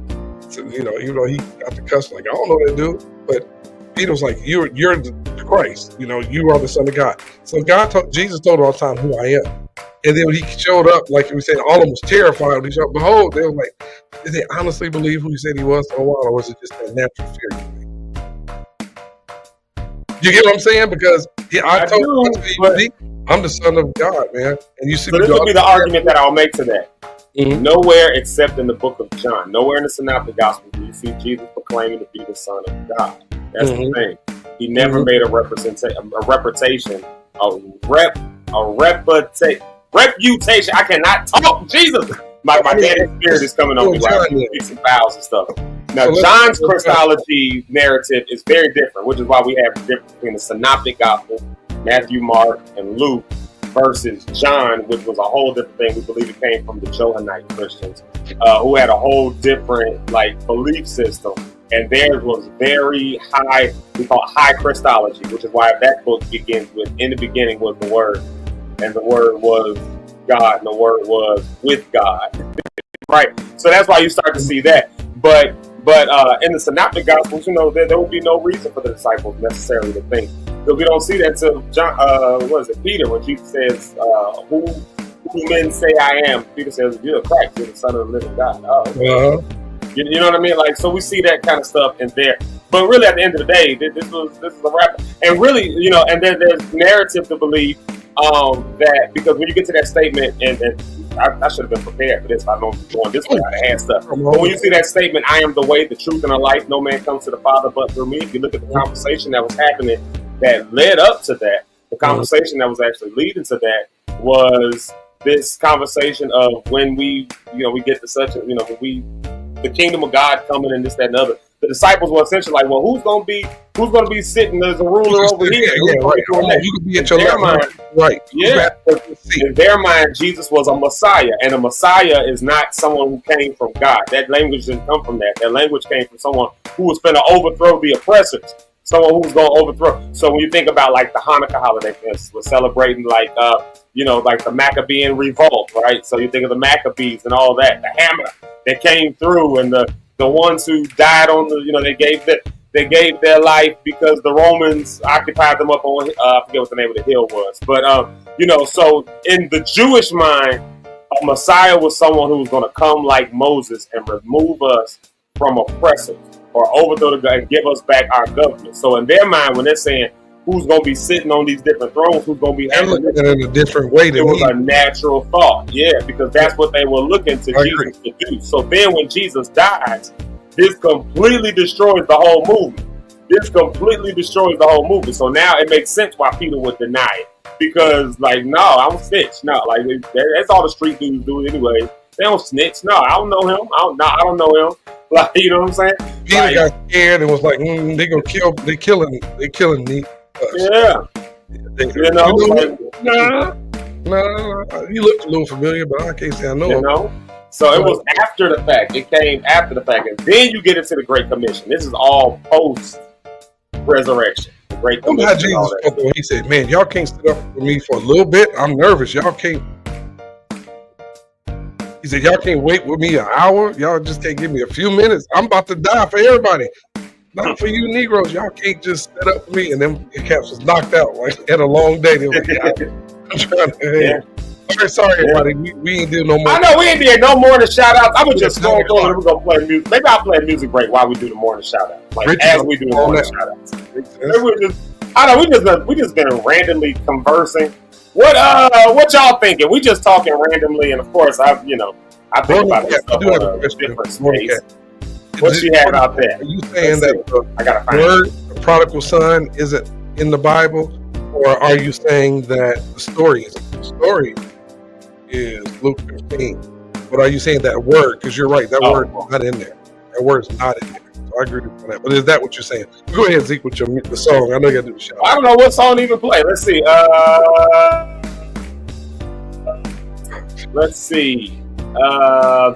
What song should we play? You just music? Yeah, I'm just playing some music. We'll do a music break while I'm doing the shout out at the same time, because it is 9 o'clock. I can't ever believe. What's the one song you had? This one right here. And you said I like doing this. Well, that's crazy work. I would never understand that. So not this one. Okay. Not this one. All right, not this one. Rock stars, y'all help me choose the song. Y'all know what I would choose. Eric gonna turn the screen off if I play my song. If I play my song, Eric gonna do his thing. can't play my song. You said I could play it today? I just turned my camera off on it. See, I'll turn the camera off. See, don't y'all want to see Eric's face today? I can't play the song. You go. Let's see what else is on here. Let's see. Oh, I like this one. This is fun. I do like this one right here. These are all submissions, by the way, y'all. All these songs I play in the backdrop are submissions. I do like this one though. I remember this. Yeah. You talking over the words. You made an instrumental so they can hear you over the words. I know. I do wish this was an instrumental. Yeah. Yeah. This is a dope track. You made an instrumental song. One of your songs. One of yours. Well, you know, I'm trying to play something a little different. You know. I'm trying to. Well, you can do this if you can talk over it and then they can hear you. I think you can hear me. I can hear you. Yeah. I think they can hear me. There we go. Yeah. We just do music breaks like that. So it's not a music break. It's a you know, a thing. Look at this right here. Good kitchen table talk. I love it. Yeah. This is the kind of stuff people talk about at kitchen tables, but they don't get to talk about it at church. That's why we do see Jackson. Let's see what happens. They're gonna shut this whole thing down. Let's see. Oh, I do got Hero actually. I can play that next. Will said I can play Hero. Since I got Will on the screen, shout out to Will C, Westside Willie. Will, I need to call you. If I don't call you today, you call me. Because I did get your text and I didn't hear back from you. But yeah. And I was trying to get up there last Saturday and that day just got away. Bro, let me tell you something real quick. I cannot wait until we get to, let's call it a week and a half from today. A week and a half from today, I think that things in my life will be a lot more, like, I won't say stable. It'll be stable, but there's still a lot going on. But, you know what I mean? Like, I won't be as in a rush. It won't be as many last minute things. It won't be that. You know what I'm saying? So, yeah. I can't wait for about a week and a half. Y'all give me a week and a half and I'll be, Mr. John Dyson said he want to hear Green Light while you. Oh, my dad said he want to hear Green Light. Y'all gonna show my dad some love? You go there. That's my father.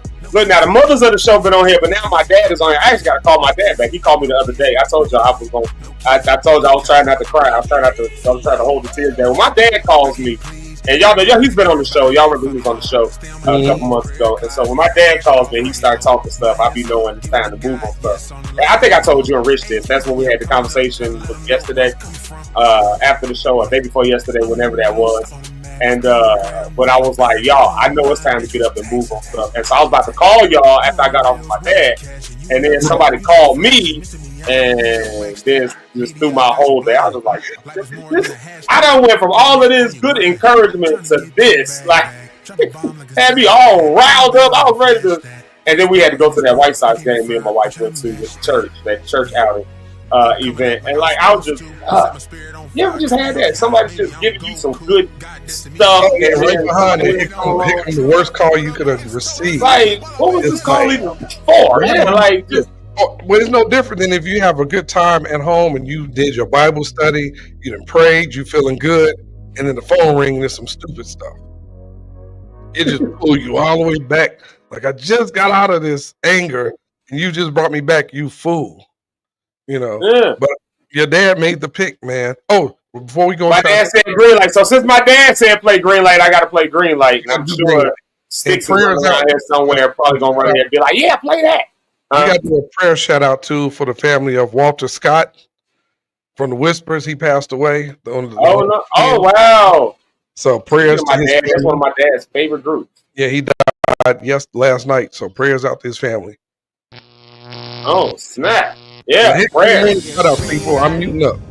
Well, here's my mama, y'all. Y'all say what's up to my mama. There's my mama right there. So y'all go show both my parents. Oh, Eric, both my parents are here this morning. That is wow.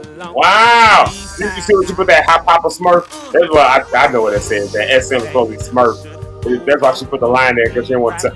My niece. First time I met my niece, my oldest niece.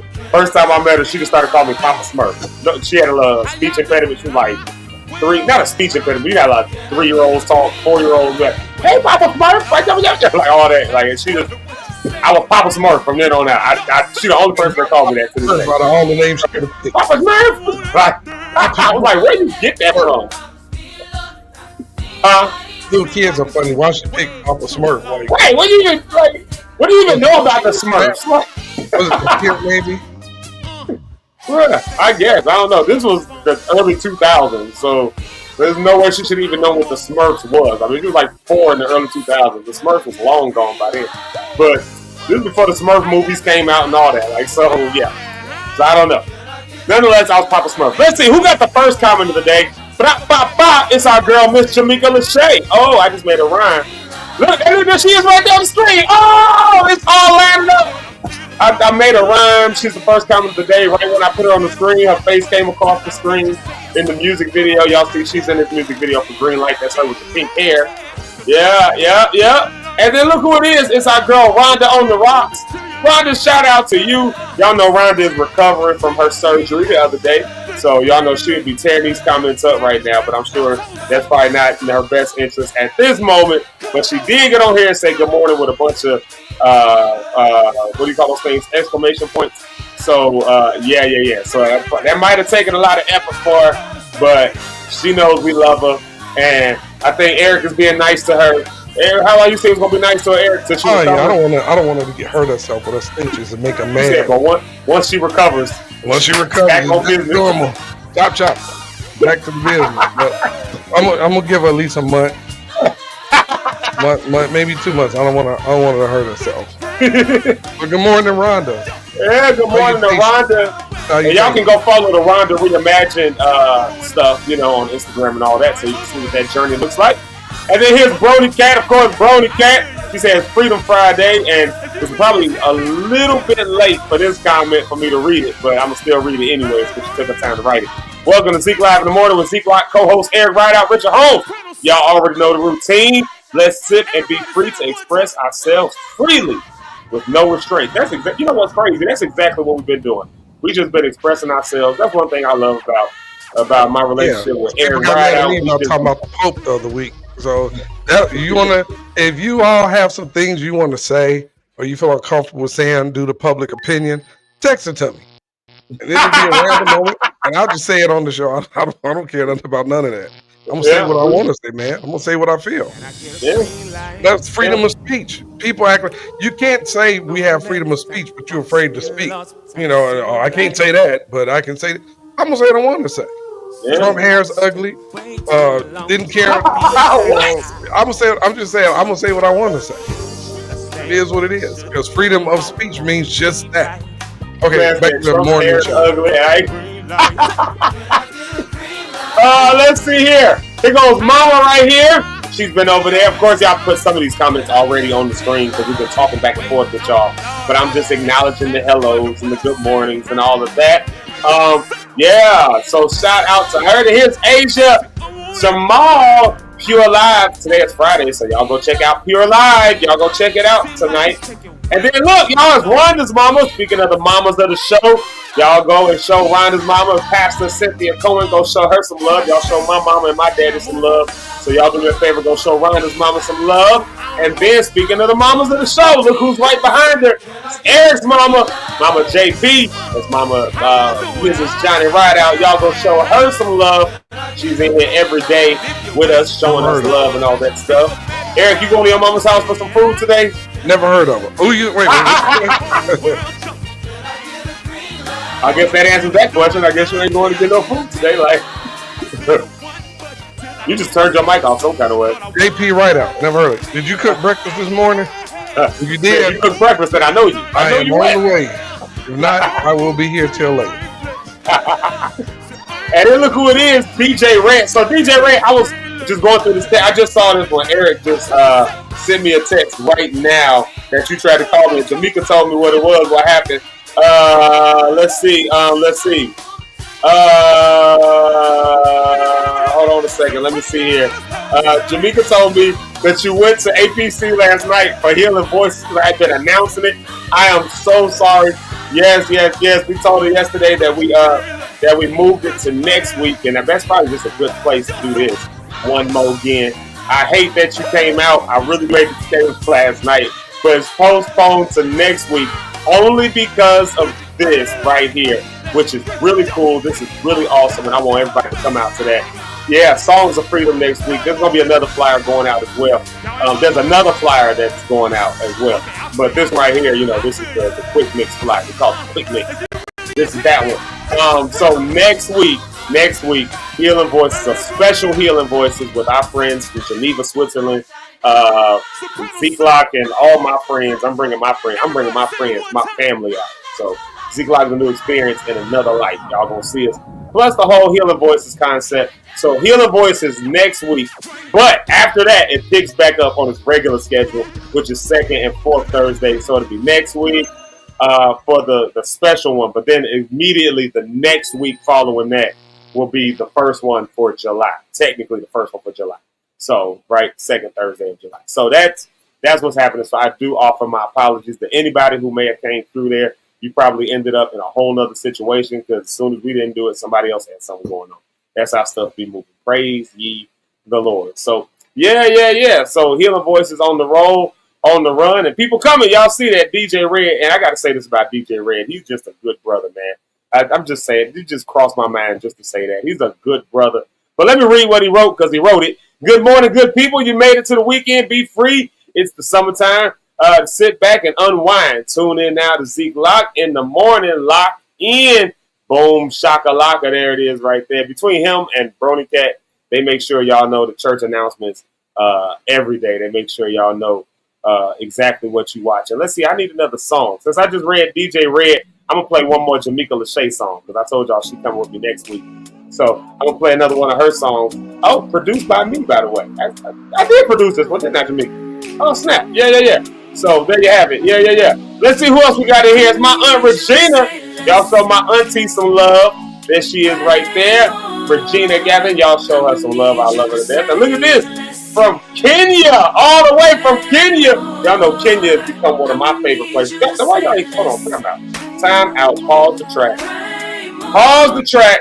Why ain't nobody tell me that my taco meat is just out here just flapping around? Y'all just, all y'all in y'all flesh, just looking at my taco meat. I ain't even. I actually thought you had your shirt like that on purpose. Like that's how you was wearing it. I mean, I do sometimes, but I didn't know it was like that today. Just like when I go in the room. You ever go in the room with your sunglasses on? Yeah. Don't nobody tell you. You don't realize it because you had them on all day, so you just adjust it to it. You got your glasses on. Yeah.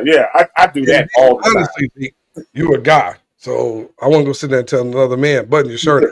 Hey, bro, button your shirt. Why is this man looking and see my shirt over? When I came out, I said, oh, he got one of his vibes going today. No, that was legit not the case. Now, y'all know me. I don't mind walking around with my shirt open and stuff. But that wasn't the case today. Let me say that. That wasn't the case today. My thing just came undone or something. So ain't nobody told me nothing. If I got a booger in my nose, y'all tell me, man. Like, if I got my sunglasses on, just, I don't know, because maybe it could be the vibe. And I might tell you that's my vibe today, and it's just accepted. But, I don't know. I'm not going to hold that against nobody. I ain't going to hold it against nobody. But sometimes I do be walking around with something. So, all right, y'all had no reason to tell me. It ain't y'all's fault. It's my fault for not noticing. I've been all in the camera since. I don't know, this microphone was probably blocking it, so y'all probably didn't see nothing anyway. I don't know. Yeah, of course, Westside Willie is here. Y'all shout out Westside Willie. And y'all just shout him out. Y'all, that's my brother. That's my brother for 20-something years. It's crazy that we know each other this long. But y'all just keep my boy Willie in prayer, man. Y'all keep my boy Westside Willie in prayer. You don't even know why. Just keep him in prayer. Just keep him in prayer. He's doing good work out here in the community. And he's got, a lot going on and out there on the west side and changing the lives of the kids and things and just stuff. Y'all keep him in prayer. Keep him lifted. Let's see. Who else we got? Oh, of course, my mom and my dad are here. Yeah. So, there you have it. Those are the morning shout-outs. On top of a music break. Yeah. Oh, look. It's Relentless. I didn't see Relentless in there. Oh, snap. Y'all shout out Relentless as well. Let's see. My mom wants the song, I Feel the Rain. Y'all see how black people just change names. The song called They're All Alone. Yeah, we got you. Yeah. There we go. I got you, mama. Don't worry. I got you, mommy. I got you. Let's see. Jamaica said y'all just let me be free. I feel it. Let's do this.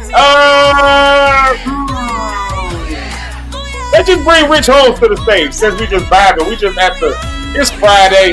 We don't have to have formal. We done got lost in the week. The show was supposed to be My Story, My Expression, and me and Eric got to talking. and we do that sometimes. Sometimes it's good to just have that kitchen conversation. So let's invite Rich to the kitchen conversation.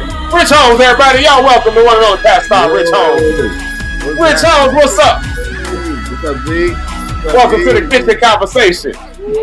Oh, kitchen talk. All right, we in the kitchen today. What we cooking up, huh? Nothing, just random conversation. We done talked about everything that'll get us canceled. So there you have it. We done talked theology. We done talked politics. We done talked Israel. We done talked Black Hebrew Israelites. We done talked about Sly Stone. We done talked about all the artists that Elvis stole from. Oh, wow. We talked about Independence Day. We literally just had kitchen conversation. I need to change the title of this to kitchen conversation, right? Kitchen table talk. That's what Mama called it. She called it good kitchen table talk. Oh, what's up? What's up? Hey, what's up, Mama Lisa? How you doing? All right. Hey. Nicholas Shea, the whole crew, my brother Dre. Hey, everybody. What's up, Lock Stars? I'm locked in. Let's go. I'm locked in. Come on. We just been running our mouth, chapping it up. What's up, brother? How you feeling? Man, I feel good. I feel good. I just got past this whole week of filming, so I have a relief on my shoulders and Sunday, so I feel great. So I am awesome, man. Had a good space today. Friday, as you say, and I'm just enjoying life, bro. I feel that. Well, congratulations on a successful week of filming. Woo. Yeah, I know you got to get that in when they here, because they here for a limited time. You got to pop, like one thing after the other.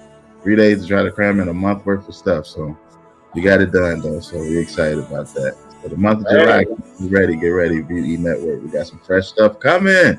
Even with the Rondo date, y'all got to get ready to see that. That man, we just was looking at that yesterday. It's gonna be dope. Which one was you looking at? I missed it. Which one? The Rondo on the date. Gotcha. Yeah. So I'm excited to see that one. Yes. Yeah. So we got some hot stuff coming out to y'all. Yeah. And then you got the chat PKT that's going on. So you got to tune in with that. If you like what you hear here with Zeke Lock, oh my goodness, just wait till you see him on chat PKT. Oh my goodness. He is it's an amazing conversation. And the realness that comes from this man, this brother, you get it here, you're going to get it on chat PKT. It's amazing. Just to see the angle and the side. To see him in another light is great. I'm on there as well. And y'all know me. I try to be as best as I can to keep up with that guy. And then Giovanni Drain. Oh, my goodness. He's a business extraordinaire. He's doing so many things in the community. He's building up, and he has an amazing testimony. And he's absolutely crazy. He's unfiltered. If you see Eric, he's like Eric, maybe. Oh my goodness. My boy Giovanni.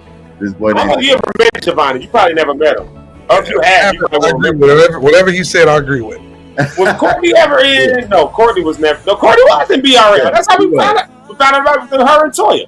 Yeah, but I don't know. Was she with Giovanni at that time, though? I don't think. Yeah, they was together for sure. I don't think they ever crossed though. Okay, yeah, that makes sense. Yeah, I mean, and if they did, they probably wouldn't remember each other. So Yeah, so it's gonna be dope. Chat PKT coming out in July. And I got some other Sheridan Davis that was on here. She's gonna make an appearance. So it's gonna be amazing. I never heard of her. That guy. But yeah, y'all gonna look out for that. Quick with it too. You be so quick with it. I know he is. With the nip. That's one for me. That's one for me. Relentless already typing. Man, yeah. That's part of that too. So it's crazy. We should do it. Yeah, I know. This should be just a show called Pause. That's my contribution to the world. I think. A show called Pause, where you just have random kitchen table talk. And every time you say something that's pausable, that's never so pausable. But every time you say something that's wrong or pausable, then you gotta, I don't know. If it was a church show, you gotta take a shot or something like that. Right. No, I got you. Hey, you never know what's coming up. Yeah. You know what I mean? We'll make it happen. Every time you say something, you gotta eat that hot wing, bro. You're sharing to have a new book. All right. Oh, wow. And then, hold on, you got on your network, too. You got the animated series that you guys are working on, which I keep talking about it a little bit. I don't know much about it. I just know that Jamaica doing it, man. So I keep saying she got this animated thing. Yeah. And I'm still everybody wondering. And this idea, and I shared it with Janika, and oh my goodness, the creativity God has given her, the creator given her, she just expanded it to the next level. I'm like, oh my God, this is it. And her creativity came out, and so it's just it is the view from here. Was the name of it? The view from here, and it's about ages 6 to 13, and it's just expressions of faith and living daily life. To just keep our kids being positive, because our kids be on these phones and devices all the time, bro. And I'm like, oh my goodness, if we could kind of get in there some kind of way to still be positive, to talk about principles of the kingdom, as well as daily life things, about educational principles, how to deal with bullying and different things like that. And so she created these characters with Miss Jamaica, and she's done an amazing job. And that's coming out in July as well on the VUE network. And I am so excited to hear that. She did a whole presentation. She had a whole portfolio. She had a whole thing to show the congregation, and they was just like, "Oh my God!" And she didn't have no stick figures. She had actual work. She had actual work. That's you said something right there, Eric. She had a finished product to show people, important, ready to sell right now. I can and go. Since Rich said that, here's something else y'all get ready for: the great debate between the genius right here and that other person. What's the name of? You said you're being nice. Rhonda and the Rocks. So Rhonda and the Rocks and I are going to have a debate on topics that are picked. I'm going to win, of course. The debate. It's going to be raw and unfiltered. So wait, where's it? We're doing it at the location. Yeah. Also, we know the words. She can't say everything she want to say. So it's a safe space. It's going to be a great debate. So you're going to want to watch it. I'm going to have the E-Hive, as I call them, all of my followers join us so that they will watch it. And she can have her, her friends and followers too, come over there with us and watch. So it's going to be a great debate. We're going to announce it soon. Oh man, Rhonda, you are my friend at the end of the day. So whatever comes from this. I just want her to know I truly love Rhonda. I think she's a great person. She's almost, she may get me a little bit right up and right. No, I'll take that back. My level best is here. Hers is a smooth, like maybe right around in here. Right, she's comfortable right in this lane. I thought you she may get here. She may. When I see her getting here, it's gonna be like zoom. It's gonna get right here. It's gonna get right here. She had to use up her strength. Yeah, you so right. Eric, leave me alone. Right. Hey, she had to use her strength. She could have not said a word. Just moved in silence over there. I'm not bothering you. I'm just talking about the show. That's it. I never said nothing about you. I just gave you compliments. I said you're a great person. You're not being dragged. Did I not say? Everybody in the audience, did I not say she's an intelligent woman? She's smart. She's gonna be good. I never dragged you. The dragging will happen on the debate. But this part, I'm giving you compliments and giving you flowers while you can still smell them. Right? So this is going to be a great debate with Rhonda and I. Oh, what her flowers are. This is me. This is you. Her flower. Right? This is me giving you flowers while you can still smell them. Because our level best is not the same. Mine is here. Yours, you right with me though. You right with me. You may be right here, like that much space between. Now you may start getting here. She may get here though, but then I'm gonna have to push it here. Okay. So get ready, y'all. This is how Eric shows love. That's how I show love. And you said I'm obsessed. You better ask Rich and Zeke about me. I ain't never had to be out. Jamaica, will you tell her? I ain't never had to be obsessed about nothing. Yeah. Prayers up for Rhonda on the Rocks. Yeah, that's and then we're gonna have a prayers up for Rhonda on the Rocks after this debate. So let's go. What we got next? Yeah, it's going to be a great debate. The concept is for you to come and challenge and debate with Mr. Eric Rada. I know there's a lot of people that feel like they got some words to say to him. I think there's some angry people out here. And so you'll be able to debate the great debater, the great right. Eric Rada. You call it? You might have got that thing. 100 men versus a gorilla.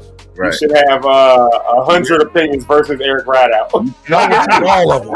I single-handedly, during the pandemic, jumped in a comment and I argued for 2 days with about 400 Africans.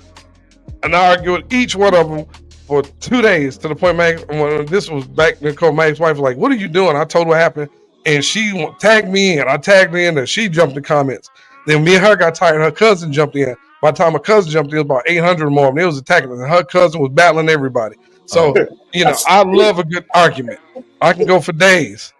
But Ronnie and I are not going to argue. We're going to debate as adults and come. Because some things she's going to get me on. I already know up front. She's a smart woman. So she's going to have some points I can't deny. Most of them I can. But most of them I'm not real. It could be something I can't deny that she says. Because Rhonda, I'm not going to see it. She's smart. The girls are, okay, obsessed. Okay. I've never been obsessed with a person in my life. You're tough being the keyboard. I'm not a keyboard. I'm a man. I can't be a keyboard. What are you saying? Oh, she's saying behind. I'm pretty sure. But she didn't say behind. She said being the keyboard. You know she's recovering. You're supposed to be nice to Rhonda while she's recovering. I am nice to Rhonda. Yeah. Oh, I'm tough behind the keyboard is what she said. That's what she's saying. I was, I've never, until I met, okay, Rhonda. See, I'll let you have behind. that. I know the anesthetic is wearing off. I'll let you have that. You sick. Look, y'all know these girls go there. These women gonna stick together now. So you can go jump in there. If we do this, like I said, I'll debate Rhonda. But if any of y'all ladies want to have an argument or debate, you can jump in there too. I can have a panel of 5 against me. I'm comfortable. I would love to see you go against Nina. You know that I was just gonna say that same name. Like Nina got to be in there. Nina's coming. If Nina does, if you do one against Nina, she's coming with visual aids, and she's gonna have like billboards. And you just got a new TV, so you can come on and use. You know what, Rich? I'm gonna threaten her live on the show and challenge her to a debate. The music. I got to hear this. This is a forever. I am live on Zeke's show, and I am challenging you loser, to a debate. Oh my God! So what do you want? We're gonna have a debate live on the show. We're gonna tape it and debate a topic. They just brought you up as somebody that feels like they can challenge me, and they're smarter than me. And right now? No, not now. We're gonna set it up because you need time to prepare. I don't. Oh, okay. What's the topic? Whatever topic they give us, challenge you on it, and we're gonna debate it. Okay. Now, no hard feelings when it's over, loser. But whatever. So start practicing. You're a school teacher. Start reading a few topics from monkeys to outer space. Just read everything you can find. Get as much knowledge as you can, okay? Because I'm debating Rhonda first. I'm gonna take her down. What? I'm debating Rhonda first. What day? I work for summer school, so Friday's on the day that I got out. Okay, we ain't gonna get into all that right now. Just know it's gonna happen. Friday, we'll make it Friday. What you say, Rich? We'll make it on a Friday for sure. Yep, they can hear you too. I got the phone. No, Eric is gonna lose. He's gonna lose bad. I'm gonna take Rhonda out, then I'm gonna knock you down, take you out, and any other ladies in the comments who want to try, get ready because I've never lost a debate. Nina has barely. Yes, you have. You have never whooped me in a debating. I have whooped you. Picture wars. I have whooped you. Don't start on me. Start the picture wars again. Oh, picture wars. Thank you for saying that. I got it because you gave Zeke a few pictures. He ain't do nothing to you. I did. He was bald up in harmony. All right. We hanging you up now. You saying too much for the people. Wait, what'd you say? I didn't hear the last part. What'd you say? Yeah, you looking like Bone Thugs and Harmony. So I need on my head. Now, how you get dragged into this? Wait a minute. I didn't do nothing. I didn't even say nothing. Goodbye. She said, yeah, look like Bone Thugs and Harmony. I'm delusional. Real deliverance. I already been delivered from everything. I had a good. Wait a minute. From drugs? No, not drugs. See, that's. But I had time with the Lord last night. My mind is clear, honey. Now you really messed up. Oh, I was delusional. Now I'm clear. It's like a game of spades. Oh, speaking of spades, I was going to say it's like a game of spades where everybody starts talking stuff. Speaking of spades, So let me ask y'all this: do y'all know how to play spades? Are y'all spades Oh players? God. Yes. Rich, I'm sure you a spades player. I know. Rich play all the time. I'm done. I'm done. I can't play spades. You can't play spades? If Rhonda take me to debate me in spade playing, she's won. I'm that publicly. Well, they got a new game out from If You Know Games, which is a black-owned game company. They're the ones that came out with that. That'll be game. fun. They got that Taboo game, but it's like the black Taboo, basically. Like black topics and stuff like that. So they got this new game. I just bought it the other day, last week. It's called Shoots. And we played a couple rounds of that. It's real fun. I want to do like a game So night. is it and play about that. black conversation? Well, Shoots is like a card game. It's a card game, and it crosses like the way they describe it is if spades, Uno, and rock paper scissors got together and did a group project, they will come out with a game called Shoots. So it's real fun. They got like the suites are not like diamonds and hearts and spades. The suites are rocks, paper, and scissors, and so you can win with either that or if you're in the same suite, you can. You would win that. It's just fun. It's easy. And simple. You know what we should do? Fast-paced. What we should do is we should go live and play a Uno game against each other. A Uno takedown, and I'll whoop everybody in the comments with Uno. Oh, Nina then jumped in the comments. She just jump on.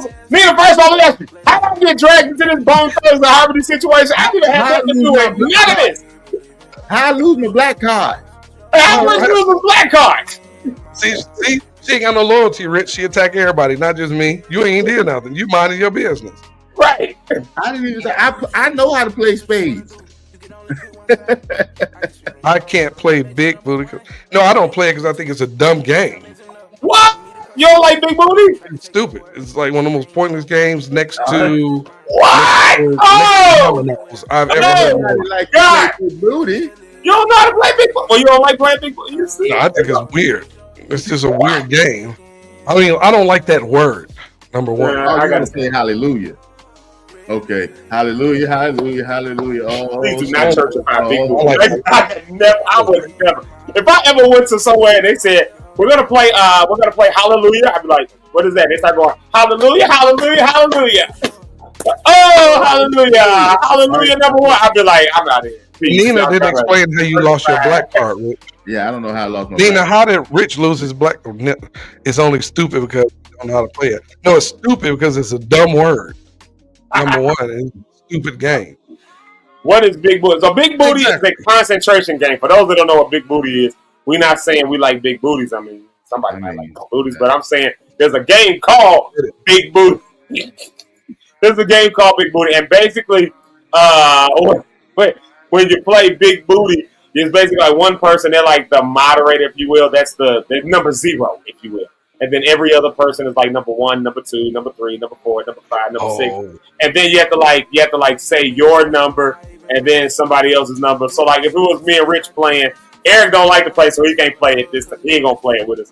But if he was playing, then if we was playing, it would be like big booty, big booty, big booty, big. It's like so. Rich is number 1. I'm gonna be big booty this time.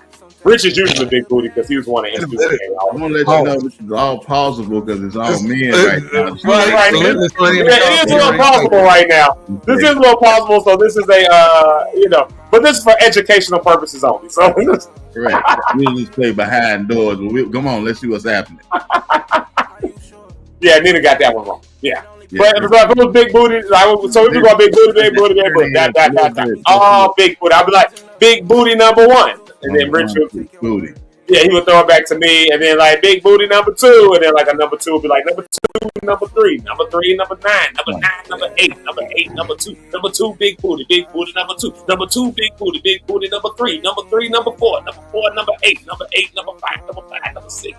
Like and you just keep passing it around. You got to stay on beat, and then you gotta you gotta stay on beat, and you gotta say your number first, and then you gotta say the other person's number. It's a concentration game, basically. We had a lot of fun playing it last time. It was interesting. I mean, I'm not gonna say it wasn't interesting. I just I don't like it. But then I don't mean it's not a game. I just didn't care for it. Yeah, you come to a Zeke live game night, you'll probably play that game. And Nina, Rich didn't say he don't know how to play spades. He never said. Oh, did you say that, Rich? No, I know how to play spades. I don't know. She didn't hear it at the time. She was just, I don't know what was going on. Actually, I count very well, Rhonda, and I sit back and count my money. So I count very well. Uh-oh, the bank has spoken. Oh no, Rhonda got money. I ain't gonna play that with her. That's a different game. I'm not doing it. I'm not saying no. Rhonda got that money, so I ain't gonna mess her. But no, Nina, I don't area I ain't gonna mess with it in. It's the area. Yeah, I ain't gonna mess with it no money. I ain't gonna mess with it that. But Nina, I don't know how to play spades, and you already talked about me enough. So, what you got? What the problem is, I don't think people should lose their black cards if they don't know how to play spades. Because the reality is this, and this is so true. Don't nobody teach you how to play spades. Like nobody teach you. You just join a game and you just better learn. You gonna play some bad rounds, but if you get good at it, you get good. If you don't, then you don't. So yeah. See, nobody teach you. They just yell at you when you do wrong things. I know how to play spades. Nobody asks me if I'm good at it, but I know the concept. So it'd be hilarious. People, hey man, you know how to play spades? I'm like, yeah. Oh, Nina, you don't know how to play spades. I know the concept. I know who's high and who's low, and I learn as I go. But yeah, I enjoy spades. It's fun. I lose at everything. How you go from spades? I lost everything. You gotta take that. See it. Yeah. Hold on real quick, y'all. Everybody say bye to Brony Cat. Y'all know it's the weekend. She said she got to run. She's saying goodbye. No, that's funny. Scat Cat. That's funny. I'm Brony Cat. Y'all give Brony Cat some love and tell her to wish her a well weekend. Everybody in the comments, y'all go ahead and let her know. Let's see. If you're past 30 and you can't play spades, you're on probation.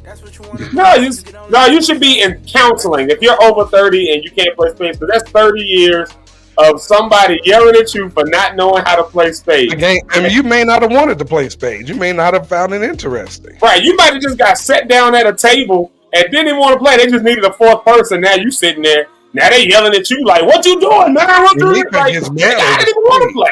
A lot of Jamaica be getting mad on those spade games. I done seen Jamaica. Them people get mad on spade. You can get in a fight over a spades game. Man, they tell you family secrets over man over the game. You gonna say that?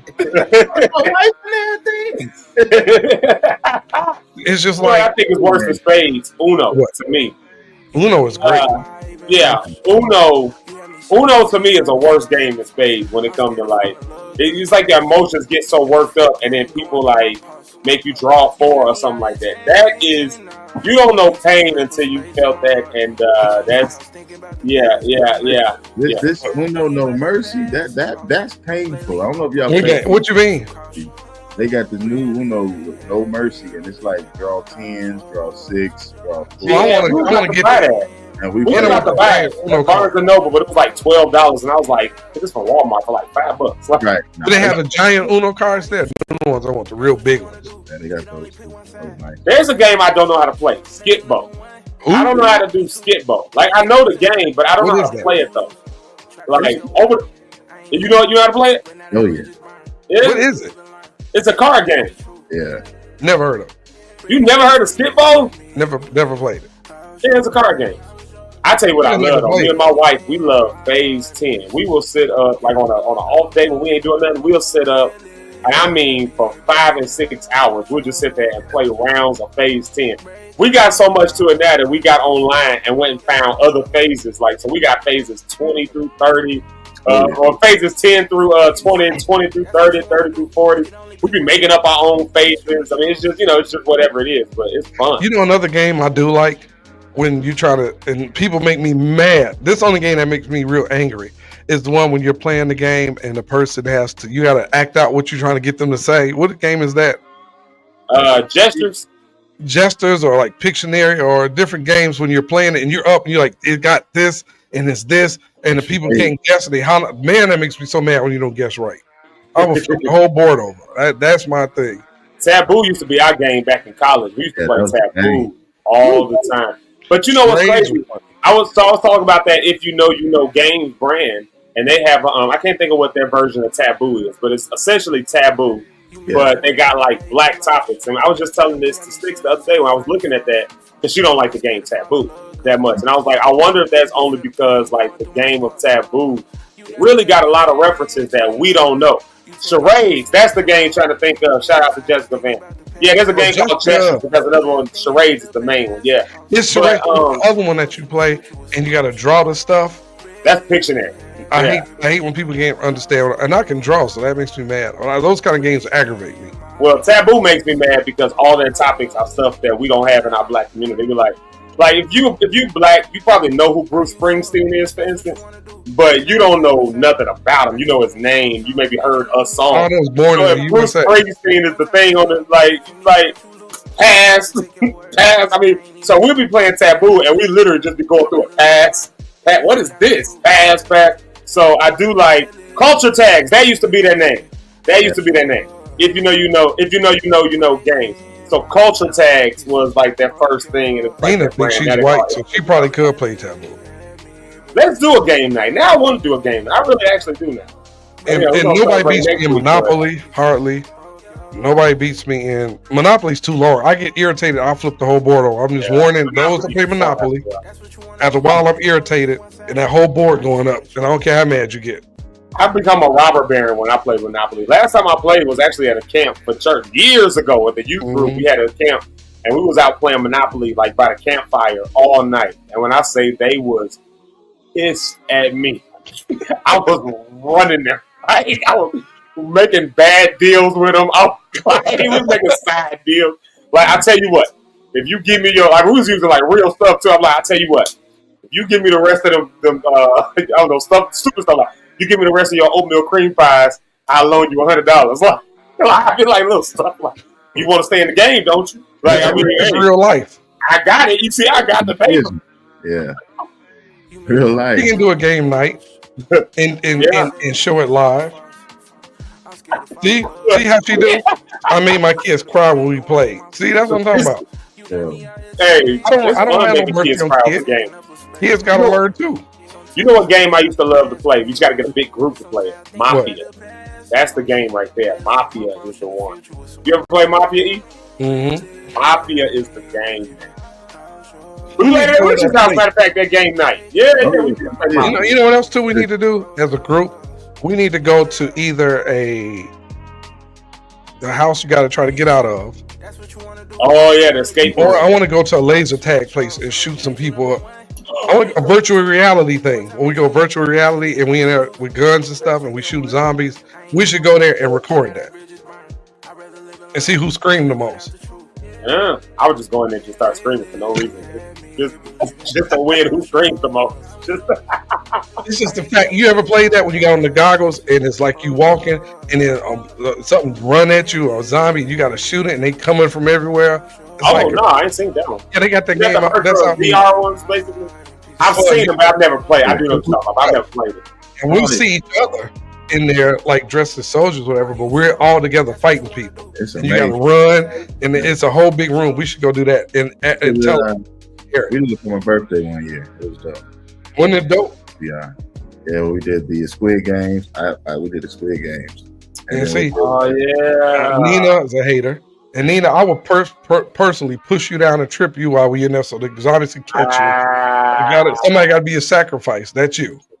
You'll be the sacrifice that day. As soon as the game starts and knock you down, the monsters eat you. You out the game. That distract us. So we can get away. Last time I played laser tag, Ursula Ellis says laser tag is fun. Yeah, laser tag is definitely fun. Last time I played laser tag was at what's the Odyssey Fun World, whatever it's at Tinley Park, and that was the last time I played, and we got kicked out because, well, here's why: because I clean cussed out the employee because he was so disrespectful, and this is years ago. This is probably 10 years ago at this point. I smooth told them about themselves. Then I went to the management, told them about themselves, and then they gave us like a free pass to come back. And I was like, I don't want to come back to this. Like, what? I'm coming complaining about his rude self and you being rude. Now you want to give me some free tickets to come back? I don't want the free tickets. I don't want to be here. I'm telling y'all how trash y'all are. Odyssey Fun World had gone down at that point. So I ain't been back since. That was the last time I played laser tag.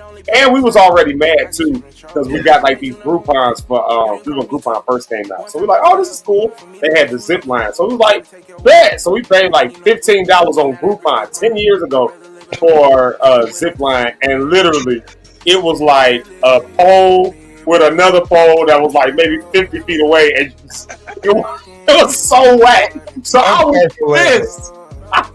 I'm laughing at what you saying. I'm laughing at what Nina just said. I am bow-legged, so I bet I can. Oh my God, this is gonna be great. You know what? Yeah. Now you made me mad. So this is what we gonna do. Everybody, me and Nina are gonna go to this place. We got it recorded, and we gonna play this game. We gonna go to the place and fight the zombies, and we see who holler. And I'm telling you now, I'm gonna cheat the whole game. I'm gonna point out. I might attack her with the zombies. Wow. I'm gonna shoot her at the game, but we gonna have to go play. Zeke gotta play. Rich, you gotta go. Your wife gotta come. Yeah, Rhonda, when you come. Hey, you pick the place and date. We there. We doing it. Let's go. I don't know if I'm bringing my wife though. We might get to it over there because I'll be like, hey, you got to move. You know, she be taking that time. Oh, don't get yeah. And when Rhonda get better, because we can't go out. Yeah, you know. And Nina, we'll let you know when. You know, just. Matter of fact, Nina, you like to look up stuff. You're a nerd like that. Can you look up that place to see where it is? Because you like to do that kind of stuff, nerd. See if you can look it up, find out where it is. But that's gonna be fun. We are zombies. Or you trying to? That's the one you trying to do? Okay. You want to be the star, the hero. Okay. She can be on my team, Zeke. She's a stick. You got your own teammate. You got Sam. Like you can't be taking my team members. I just said I ain't bringing my team members. Right. Your wife from you and her husband. Yeah, bring your husband. Sam will be on my team automatically. Well, I'll kill you off first then. That's simple. That's easy. Simple. I can kill you first. So that's all right. We're gonna make sure she's ready. We're gonna turn flips. Oh, now here's the idea right there, guys. Yeah, there's the idea.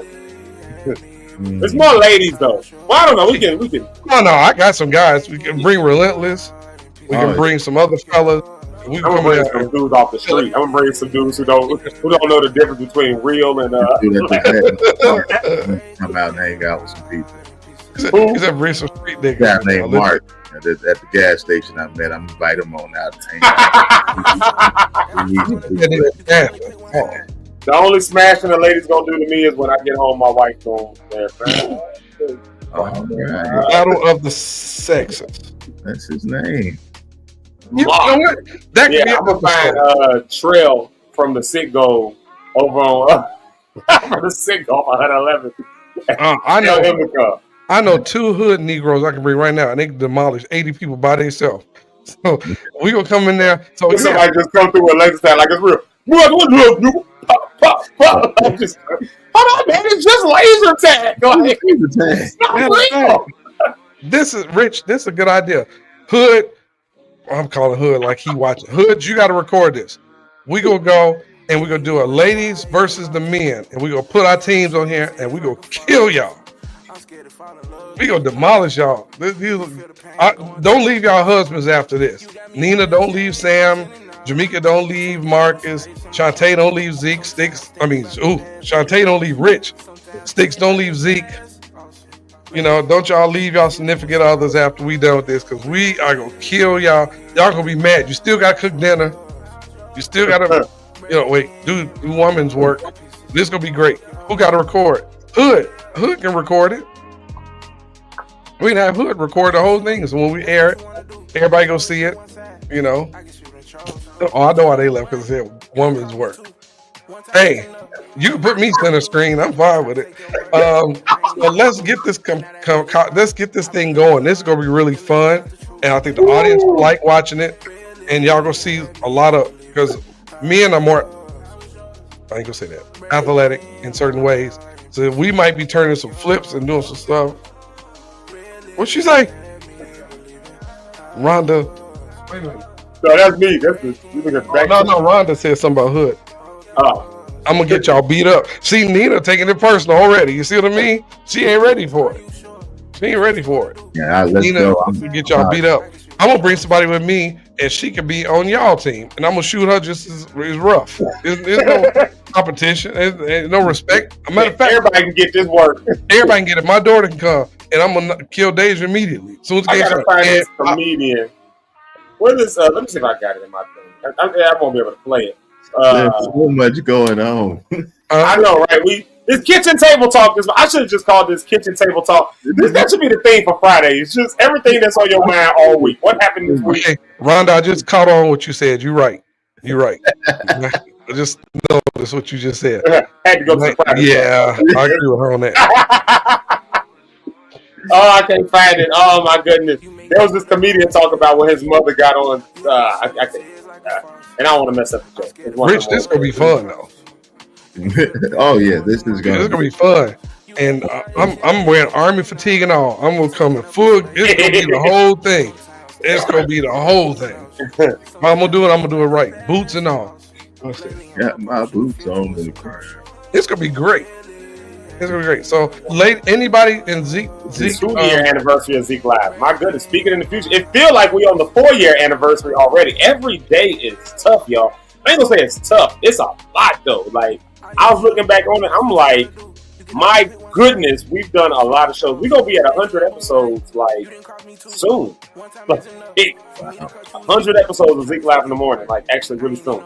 Yeah, so it does feel like we already at the 2 years. Your boy just gave me a song, Zeke, for you to play Dietrich. He just texted me a video. You know I can't play his music on here. They gonna hey man, I don't know if we can play it on here. How can we get clearance? He just sent. They already did because they already shut us down the first time I played. I played Open Door Season, and Facebook said, "All right, closed door for y'all." Like, I'll show you what doors ain't open. You playing this song over here on live. That's it, man. Oh, I just got it. About to say her slip showing. Oh Jesus! Have y'all ever seen that happen? Like funny church moments. Have y'all ever seen something weird, like somebody up there? I ain't gonna say weird, but just like hilarious, like a lady standing up there preaching or testifying to something, and her slip just showing, but ain't nobody telling, so she just up there just going in. Yeah. And you ever seen that? Or how about this? Lady gets slain in the spirit. She goes back. We had this dude named Luther. I wasn't actually there for this one, but everybody told me the story. And everybody, whenever they would tell me the story, they would just die laughing. Probably about 7-8 different people tell the story. We had this one dude named Luther. I don't know what Luther is. I hope he's doing all right. But he used to wear like a lot of big chains, big Afro vibe chains, and like big. He looked like the character from the big hats, like the big Chinese hats. So he looked like that character from Street Fighter. You know what I'm talking about? He used to wear stuff like that all the time. Like, he was his own character. He was his own guy. So, he was in church real tough and stuff. He got the praying for people, laying hands and stuff. This lady, Mother Gilmore, God rest her soul. Mother Gilmore used to wear them wigs or pop them wigs on her head. Mother Gilmore she went back and her hair caught on one of Luther's big, bulky chains, and she went all the way down, but her wig stayed all the way up on his chain. So then, he's all in the spirit. Yes, Lord, yeah. And then he looked down and he got a wig. So apparently he just started like flipping out, like all of that in the spirit. So the spirit was cut. So Rhonda on the rock is very messy for her statements. No, Zeke and Rich, you'll know what you're talking about when you see it. I know exactly what you're talking about. It took me a minute to catch on. But that story happened to Luther though. Woo. Y'all, since I said that, y'all ever had to do that though, where you had to catch people like at church? Y'all ever had to do that, like be one of the catchers? Yeah. I sent a video of that. Toughest job in the ministry, I think, catching people, especially because a lot of our people are not the most, small people in the world. I am one of them as well. And so you have to brace for impact. And I thought there was a training for it, because there was one time when my father was doing his thing, laying the hands, and people were falling. But the people that was catching, they got in the spirit themselves. Oh, and Lord. you be in the spirit too, when you're supposed to be catching. And so he went to lay hands on one person, and she hit her head on the microphone. It was over on the floor. Just like that was the last time he was a catcher. Last time. Wow. You know, churches got to carry insurance. Here's a free piece of advice for all people in churches. Make sure your church got insurance, especially if you're a charismatic church. If y'all get doing that, the government don't care nothing about your Holy Ghost. Somebody hit their head and hurt themselves, they will sue you. So you better make sure, and they have a legal right to do so. So you better make sure that you got your stuff. There's a free piece of church advice. Also, remember that you are a mandated reporter. So there's another good piece of church advice, because they will tag you and shut your whole thing down if you don't do that. So there's some church advice for everybody. What you mean? If you're part of a church, make sure you're a mandated reporter. Make sure you're up to date on your insurance. Huh? Oh, okay. All right, you got a church now. All right. What's I'm talking to you? Well, yeah. Also, y'all got insurance and all that stuff. Of course, we got insurance. Yeah. Oh, okay. I thought you said you had the busted head being silly. Hit the head. I'm like, you got to report that. No. That was just a second piece of advice I was throwing. Like, since I'm here, I'm telling folks that there's a lot of churches don't got insurance. They ain't carrying no kinds of insurance and nothing like that. No, a lot of churches are that way. They don't even know that churches should have insurance and stuff. It's important to know something. Because you get to shouting and stuff, and somebody slip and fall because your church ain't got no AC and the floor is sweating, and then they mess around and slip when they hit that note and they bust something. Yeah, they suing. You better be ready for it. You got to be ready. You can't be you got to be pray and watch. I think Tyler Perry. Yeah, right. That part. Mm-hmm. Pray and watch. I wasn't watch and pray. It seems like it's watch and pray, which means you should be watching even before you pray. Before you even start praying, you need to be watching. Right. You're right about it. I pray. Look, my dad tells the story right there. This is Mother Gilmore story with Luther. So yeah, Mother Gilmore was a good 355. She was a good 355. She had to be. I got out of that ministry real quick. I got out of that one. I don't think me. Yeah, Luther was tall and slender like me. He was like real tall, real skinny. I don't know where Luther is. I'm just talking about it. Hopefully one day he'll see this and know. I remember one day he asked me to. That's your dad in the picture. Okay, all right. Yeah, it's my dad. My dad's a stylish individual. My dad always gonna put on some styles. Come on, make it look good. Yes, Big girls deserve the praise too. I didn't say you don't deserve the praise. I'm just saying, as a result of praising, it's probably in the best interest of the church to have some insurance in case, let 3 big girls start. Let do one of those slaying the spirit thing, and it's 3 big girls, 3 big guys. I ain't gonna say girls. I'm gonna say just big people. Just 3 big people come up, and you got to catch 3 in a row. By the time you get to that 4th one, I don't care how strong you are. They're going down. They're going down. They're like, so your churches need to have insurance to make sure that if they go down, If they go down, that's it. If they go down. And if they I wonder what church is going to do if people start suing for spiritual abuse. I wonder if people I wonder what church is going to do around that. Like, spiritual abuse. Yeah. What is that? You misinformation? No, people are entitled to whatever they believe. You free for that at the end of the day, free speech. But I'm like I'm trying not to bump it. You take these preachers, because I won't say one individual. I'll just say there's a lot that do this. They use their platform to basically, get in. They ruin people's lives in ways that they tell you what you can and can't do, and and granted, the thin line between it all is that people make the choice as adults to end up in there. But as psychologists and things are making pushes to that, to say that when people's agency is taken away, this is how people end up becoming abused. So it's not necessarily they made a choice. They may have made a choice to get in there, but because they put trust into somebody, they're putting a lot of trust into someone. And then, that can be taken advantage of. But this human mind is a crazy thing, man. This human mind is very impressionable. It's very crazy. But nonetheless, they got some investment abuse. They got any investment abuse? Investment abuse? Yeah. Absolutely. You trust. Ponzi schemes, Bernie Madoff got caught up in that. That's investment abuse. Like people put a trust in you because you present yourself as somebody who's financially savvy and you're making good deals and you're making good trades, and they get you caught up in Ponzi schemes and pyramid schemes and all kind of other stuff. Then people lose money, and what do? They go either suing or they end up getting caught up by the SEC. I mean, there's all kind of things that happen. So again, most of this stuff, this ain't just church stuff. This is stuff that happens across all sectors, but people are pushing back against these types of abuses, So I just wonder what's going to happen on that day, because it's bound to happen at some point. That's serious. Yeah.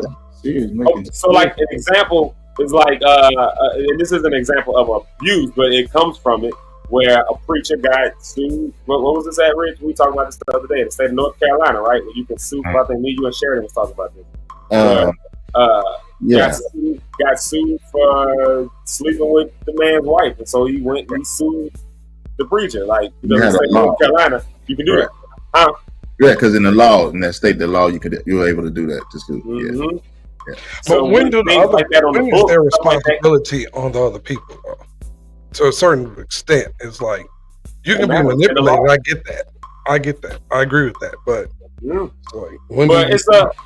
it's the abuser who, it's the woman who sticks with the husband who's beating her brains in. Nobody can understand that. But if you listen to her story, there's a whole lot of other stuff that's going on with that, and it's more than just you just wanted to be there and get your bearings. But you know what I'm saying? That's typically what people will do and say, and those end up being the worst people for trying to counsel anybody and stuff like that. So because you'll mess them up worse. Yeah, you end up messing them up even more, because now you're just shifting all the blame onto them. But there's something mentally that has to be worked through to get them to that point where they say, "Hey, this ain't for me."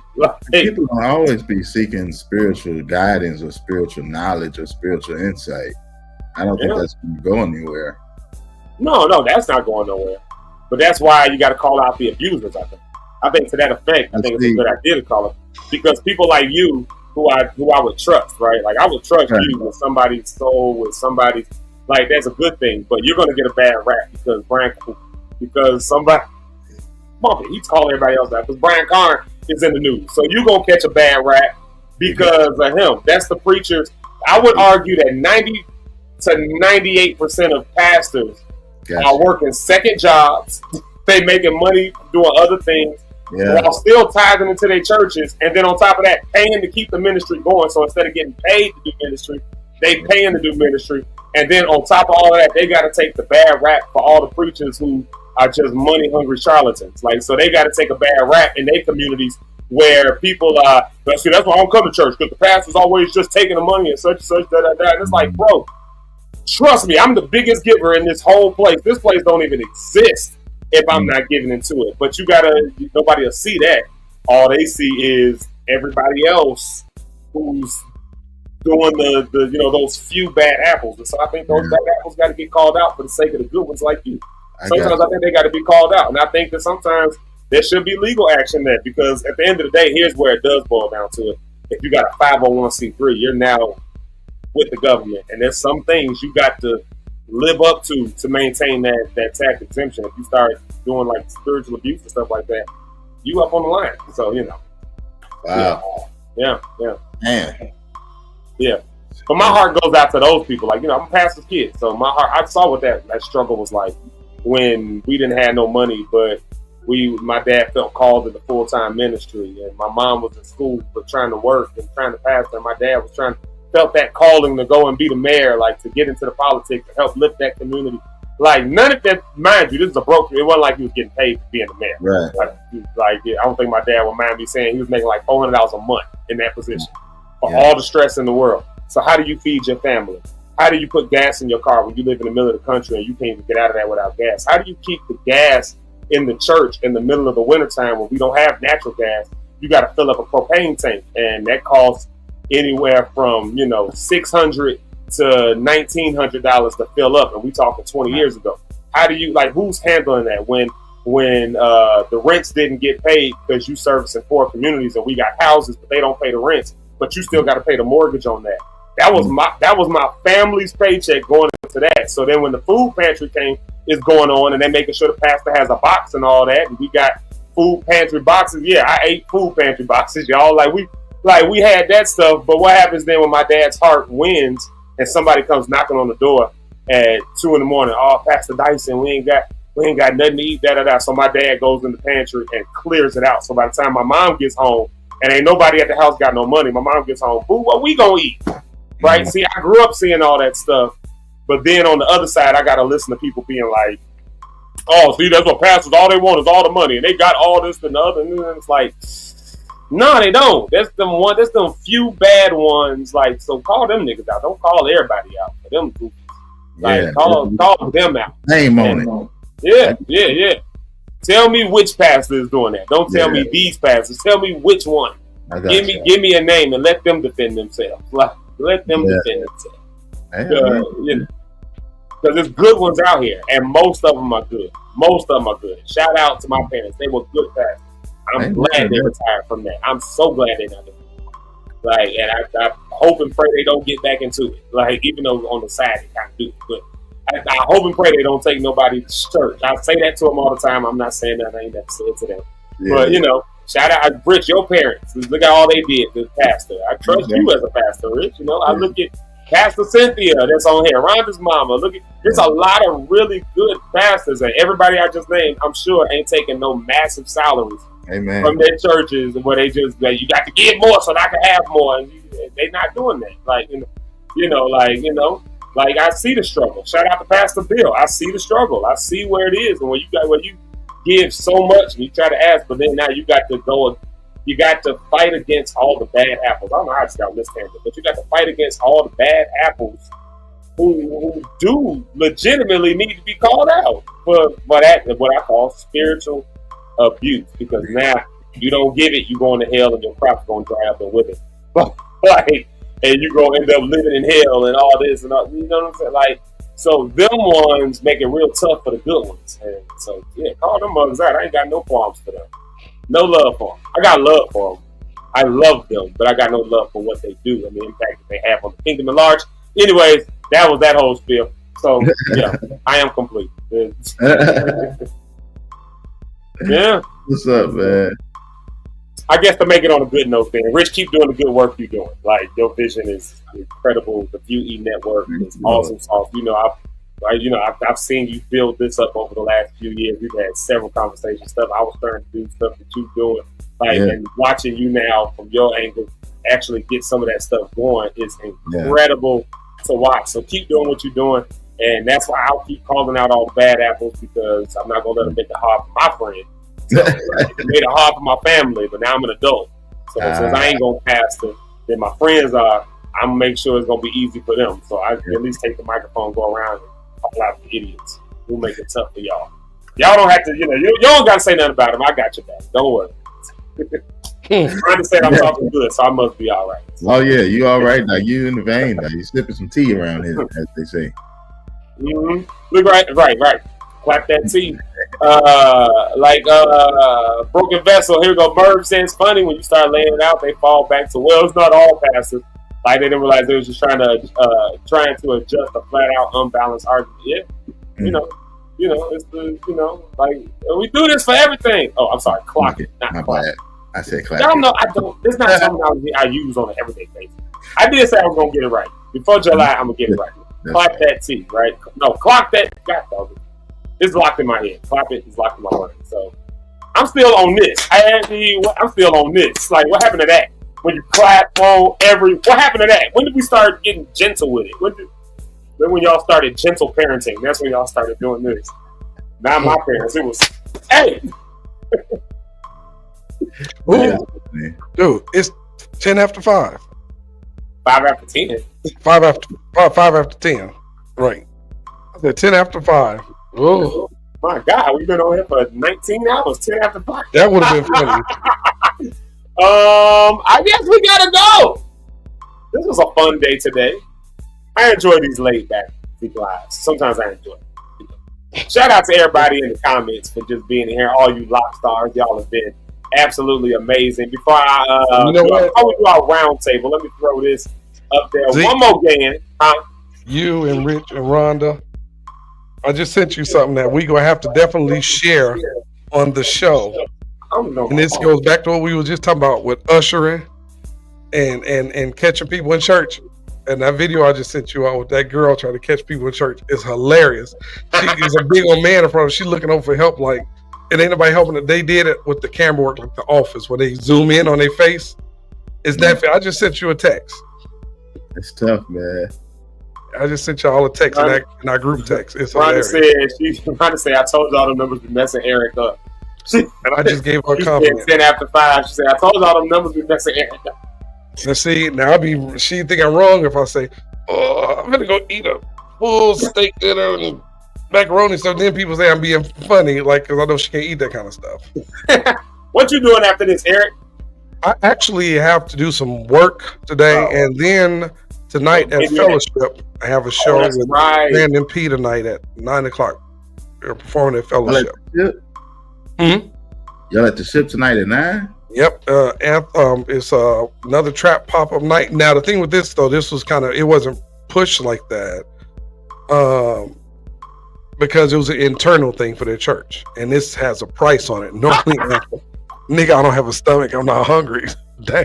You still got a stomach. It's like real small. She said, basically, she said, "Hey, no man, you can talk about food all you want to. I ain't even hungry no more, right? I ain't even hungry, so you talk about whatever you want to now." Can't use that for her no more. She said, like last week, on the other hand, last week was diabolical. That mug went off the screen. I don't know if y'all saw it or not. I had to find the clip of it where Eric goes off the screen like this for like 5 minutes, and he just comes back like eating and drinking. As Rhonda is telling us, it was a random time. You know, this or something. Dude, I was hungry. I ate a few things.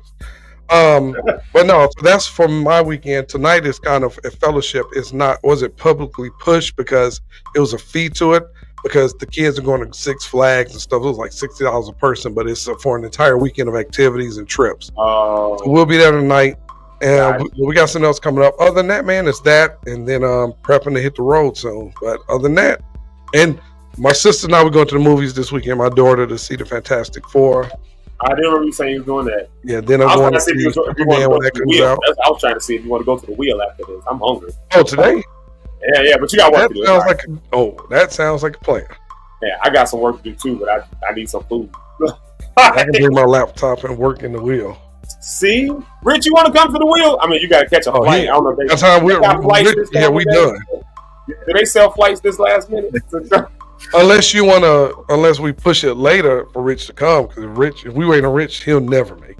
Yeah, you're right about that. You know what though? The wheel might be quicker for him to get to actually, because he can get off on 80. He can take 80 straight across. Straight down to Indianapolis. Last week, I went past the wheel last week and almost stopped, but I kept on going. You got to stop. Camp out that. Oh, that's right. Yeah. When you got off the expressway on Indianapolis. Yeah. I'll know in a minute, Zeke. I'll text you and let you know. Man, I wish I would have known that when Rhonda was with us. That was our last meal, like at a restaurant.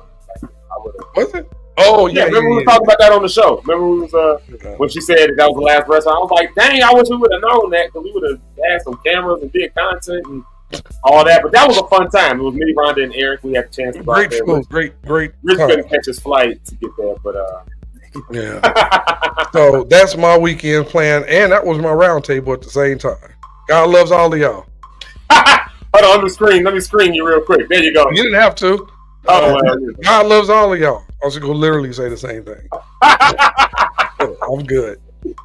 Rich, what you got? Oh, you supposed to say something? No, go ahead. I was looking for my mother's text to see if she said she cooked something. And I'm like, I may not know the deal, but what you got going on, Rich Holmes? Pastor, any encouraging words for the people or anything like that? It's all baseball weekend for me and my son. You know what I mean? That's the thing, doing daddy daycare all week. But also, man, just need you guys' support on the VUE Network. Definitely check it out. It's on YouTube. It's up right now. I have a few videos, so you'll see my face on there, so you'll know that's the network to look at. All right. So that's on YouTube right now. I enjoyed this week, man. One of my favorite things we talked about was talking about gratitude this week. And so this weekend, when I actually woke up to do my motivation and get my meditation together, there was a prayer that spoke to that. So I'm going to share that with you. So as we enter this weekend, I come before you with a heart full of gratitude. Thank you for the gift of rest and the chance to recharge. I know I need that this week. I don't know about you. And I ask you for your presence to fill my days with peace, joy, and purpose. Find time to be in the presence of God. You don't have to wait to go to a church, to go to someplace. You can start even in your home, in your basement, whatever it is you're doing in everyday life. Find time to just honor his presence, respect his presence. God, thank you for being here. God, I honor your presence right here. And even in that, you'll find peace, you'll find joy and purpose. I pray you guys have a great weekend this weekend. Let it be full of gratitude. Let it be full of direction. And Lord God, protect us this weekend. Keep us safe from harm, Father God. Those that need healing, heal their bodies. Those that need a little strength, a little more strength just to make it, give it to it, grant it to them, Lord God. As they honor and reverence your presence, fill them with everything that they need. In Jesus' name I pray. Like I always say, life is choice driven. You will live and die by the choices you choose to make. I got a hand for you. Choose life. In Jesus' name, amen. Hey, that was so heartfelt. I love that. I love that. I think it's that track. Whenever I play that track, I just feel all the vibes. You play that track in the background. It makes it even more like, ooh, that's more even. Yeah, it's great. I was just like, it just. I got to do something with this track because this one is just, this is it just feels like worship. Last time I was playing this one, Rhonda started crying. I started crying. Yeah. Well, that definitely went to heaven because Miss Ursula Ellis said, amen. So we know that went to heaven then, that prayer. And as Jamaica said, y'all follow the Beauty Network. Go ahead and subscribe to that on YouTube and follow the content stuff they're starting to put out. That's Rich Holmes, Fast Star. He is he's got a good thing going with it, man. And like talk about, I'm even over there for an episode, for a show, or for whatever you want to call it. Like I'm over there for it. Like what do you call them? Episodes at this point? Yeah, it's still episodes. Okay. So episodes. Yeah, I'm on there for some stuff. So go over there and subscribe. We support our own, and this is huge for Rich Holmes. So y'all go ahead and and subscribe on the Beauty Network. Subscribe to it today. Y'all know we support all of each other around here. We got Pure Live, we got Rondo on the Rocks, we got Jamaica Lachey, we got DJ Rick. I mean, we got so many people we supporting. So let's support Pat Star Rich Holmes with his thing with Beauty Network. So there's one for you right there. All right, y'all. I'm gonna throw this on the screen one more time for you guys so that y'all can remember this is coming up. We've got let's see here. If I can move this off the screen. There we go. This is going on next week. Songs of Freedom, Late Night Freedom Worship, all that good stuff. Yeah, these flyers are going out next week. So this is not replacing Healing Voices. Healing Voices was supposed to be last night. We just postponed it until this coming week. And so come on out with that. We've got special guests from Geneva, Switzerland, the Sova Gospel Choir. Sova stands for School of Vocal Arts, and they are amazing. They represent about 100 different countries, actually. So they have 60 people here, but they represent like 5 different continents, and not 100 different nations. That was wrong. I think it's something like 20 or 30 something nations represented within the group, because Geneva is a very metro place, a very worldly city. Like a lot of people from around the world and from around Europe are there, and they get all these people in their choir. So come on out. I love how we show how music and telling our story, which is the conversation we're supposed to have today, how that stuff helps us into safety and freedom and all of that. So while everybody else is celebrating Independence Day on Friday, well, pre-Independence Day, we're going to celebrate our freedom. We're going to celebrate our voice. We're going to celebrate our communities. We're going to celebrate our God. We're going to celebrate all of that freedom that we find in all of those places, everything I named, just like that. We're going to celebrate that with our friends from overseas. So please come out. Listen, the entry is free. Starts at, doors are at 8 o'clock, starts at 8:30, so it's late night, but it ain't late night like normal concert hours, but church people, we always doing something 7 o'clock. So at 8:30 is late night for us. But come on out. It'll still be daylight at 8 o'clock, so it'll be all right. So come on out there, and we're just gonna have a good time, and it's a good way to meet people and just see what's going on in other parts of the world. So I want to invite you to be my special guest. That's going to be a special iteration of Healing Voices, which is this musical thing that we're working on. So thank y'all so much. I appreciate y'all. Let's see here. If they said we had a good show, there's a few people that we got to make sure we know that they said we had a good show before I can get off. Who said we had a good show? Mama JP said, great week. Good conversations, many teachable moments, and lots of laughs.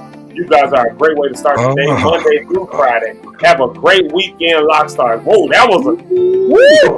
But JP, you didn't mention if you made any breakfast over there. We going to the wheel, I thought. Oh, yeah. We got to work that. I've got to work on that right now. Oh, yeah. I mean, we can go later on if you want to, but... I might... No. Well, you know what? Now. That's all right. But I know you got a lot to do, so if you can't go, it's fine. I'll hit you after the show.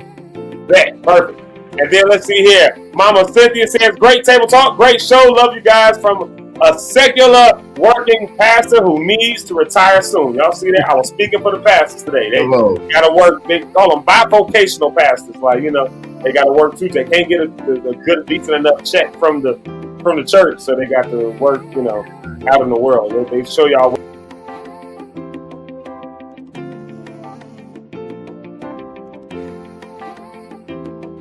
I don't know what just happened, but we all went away. I know that much.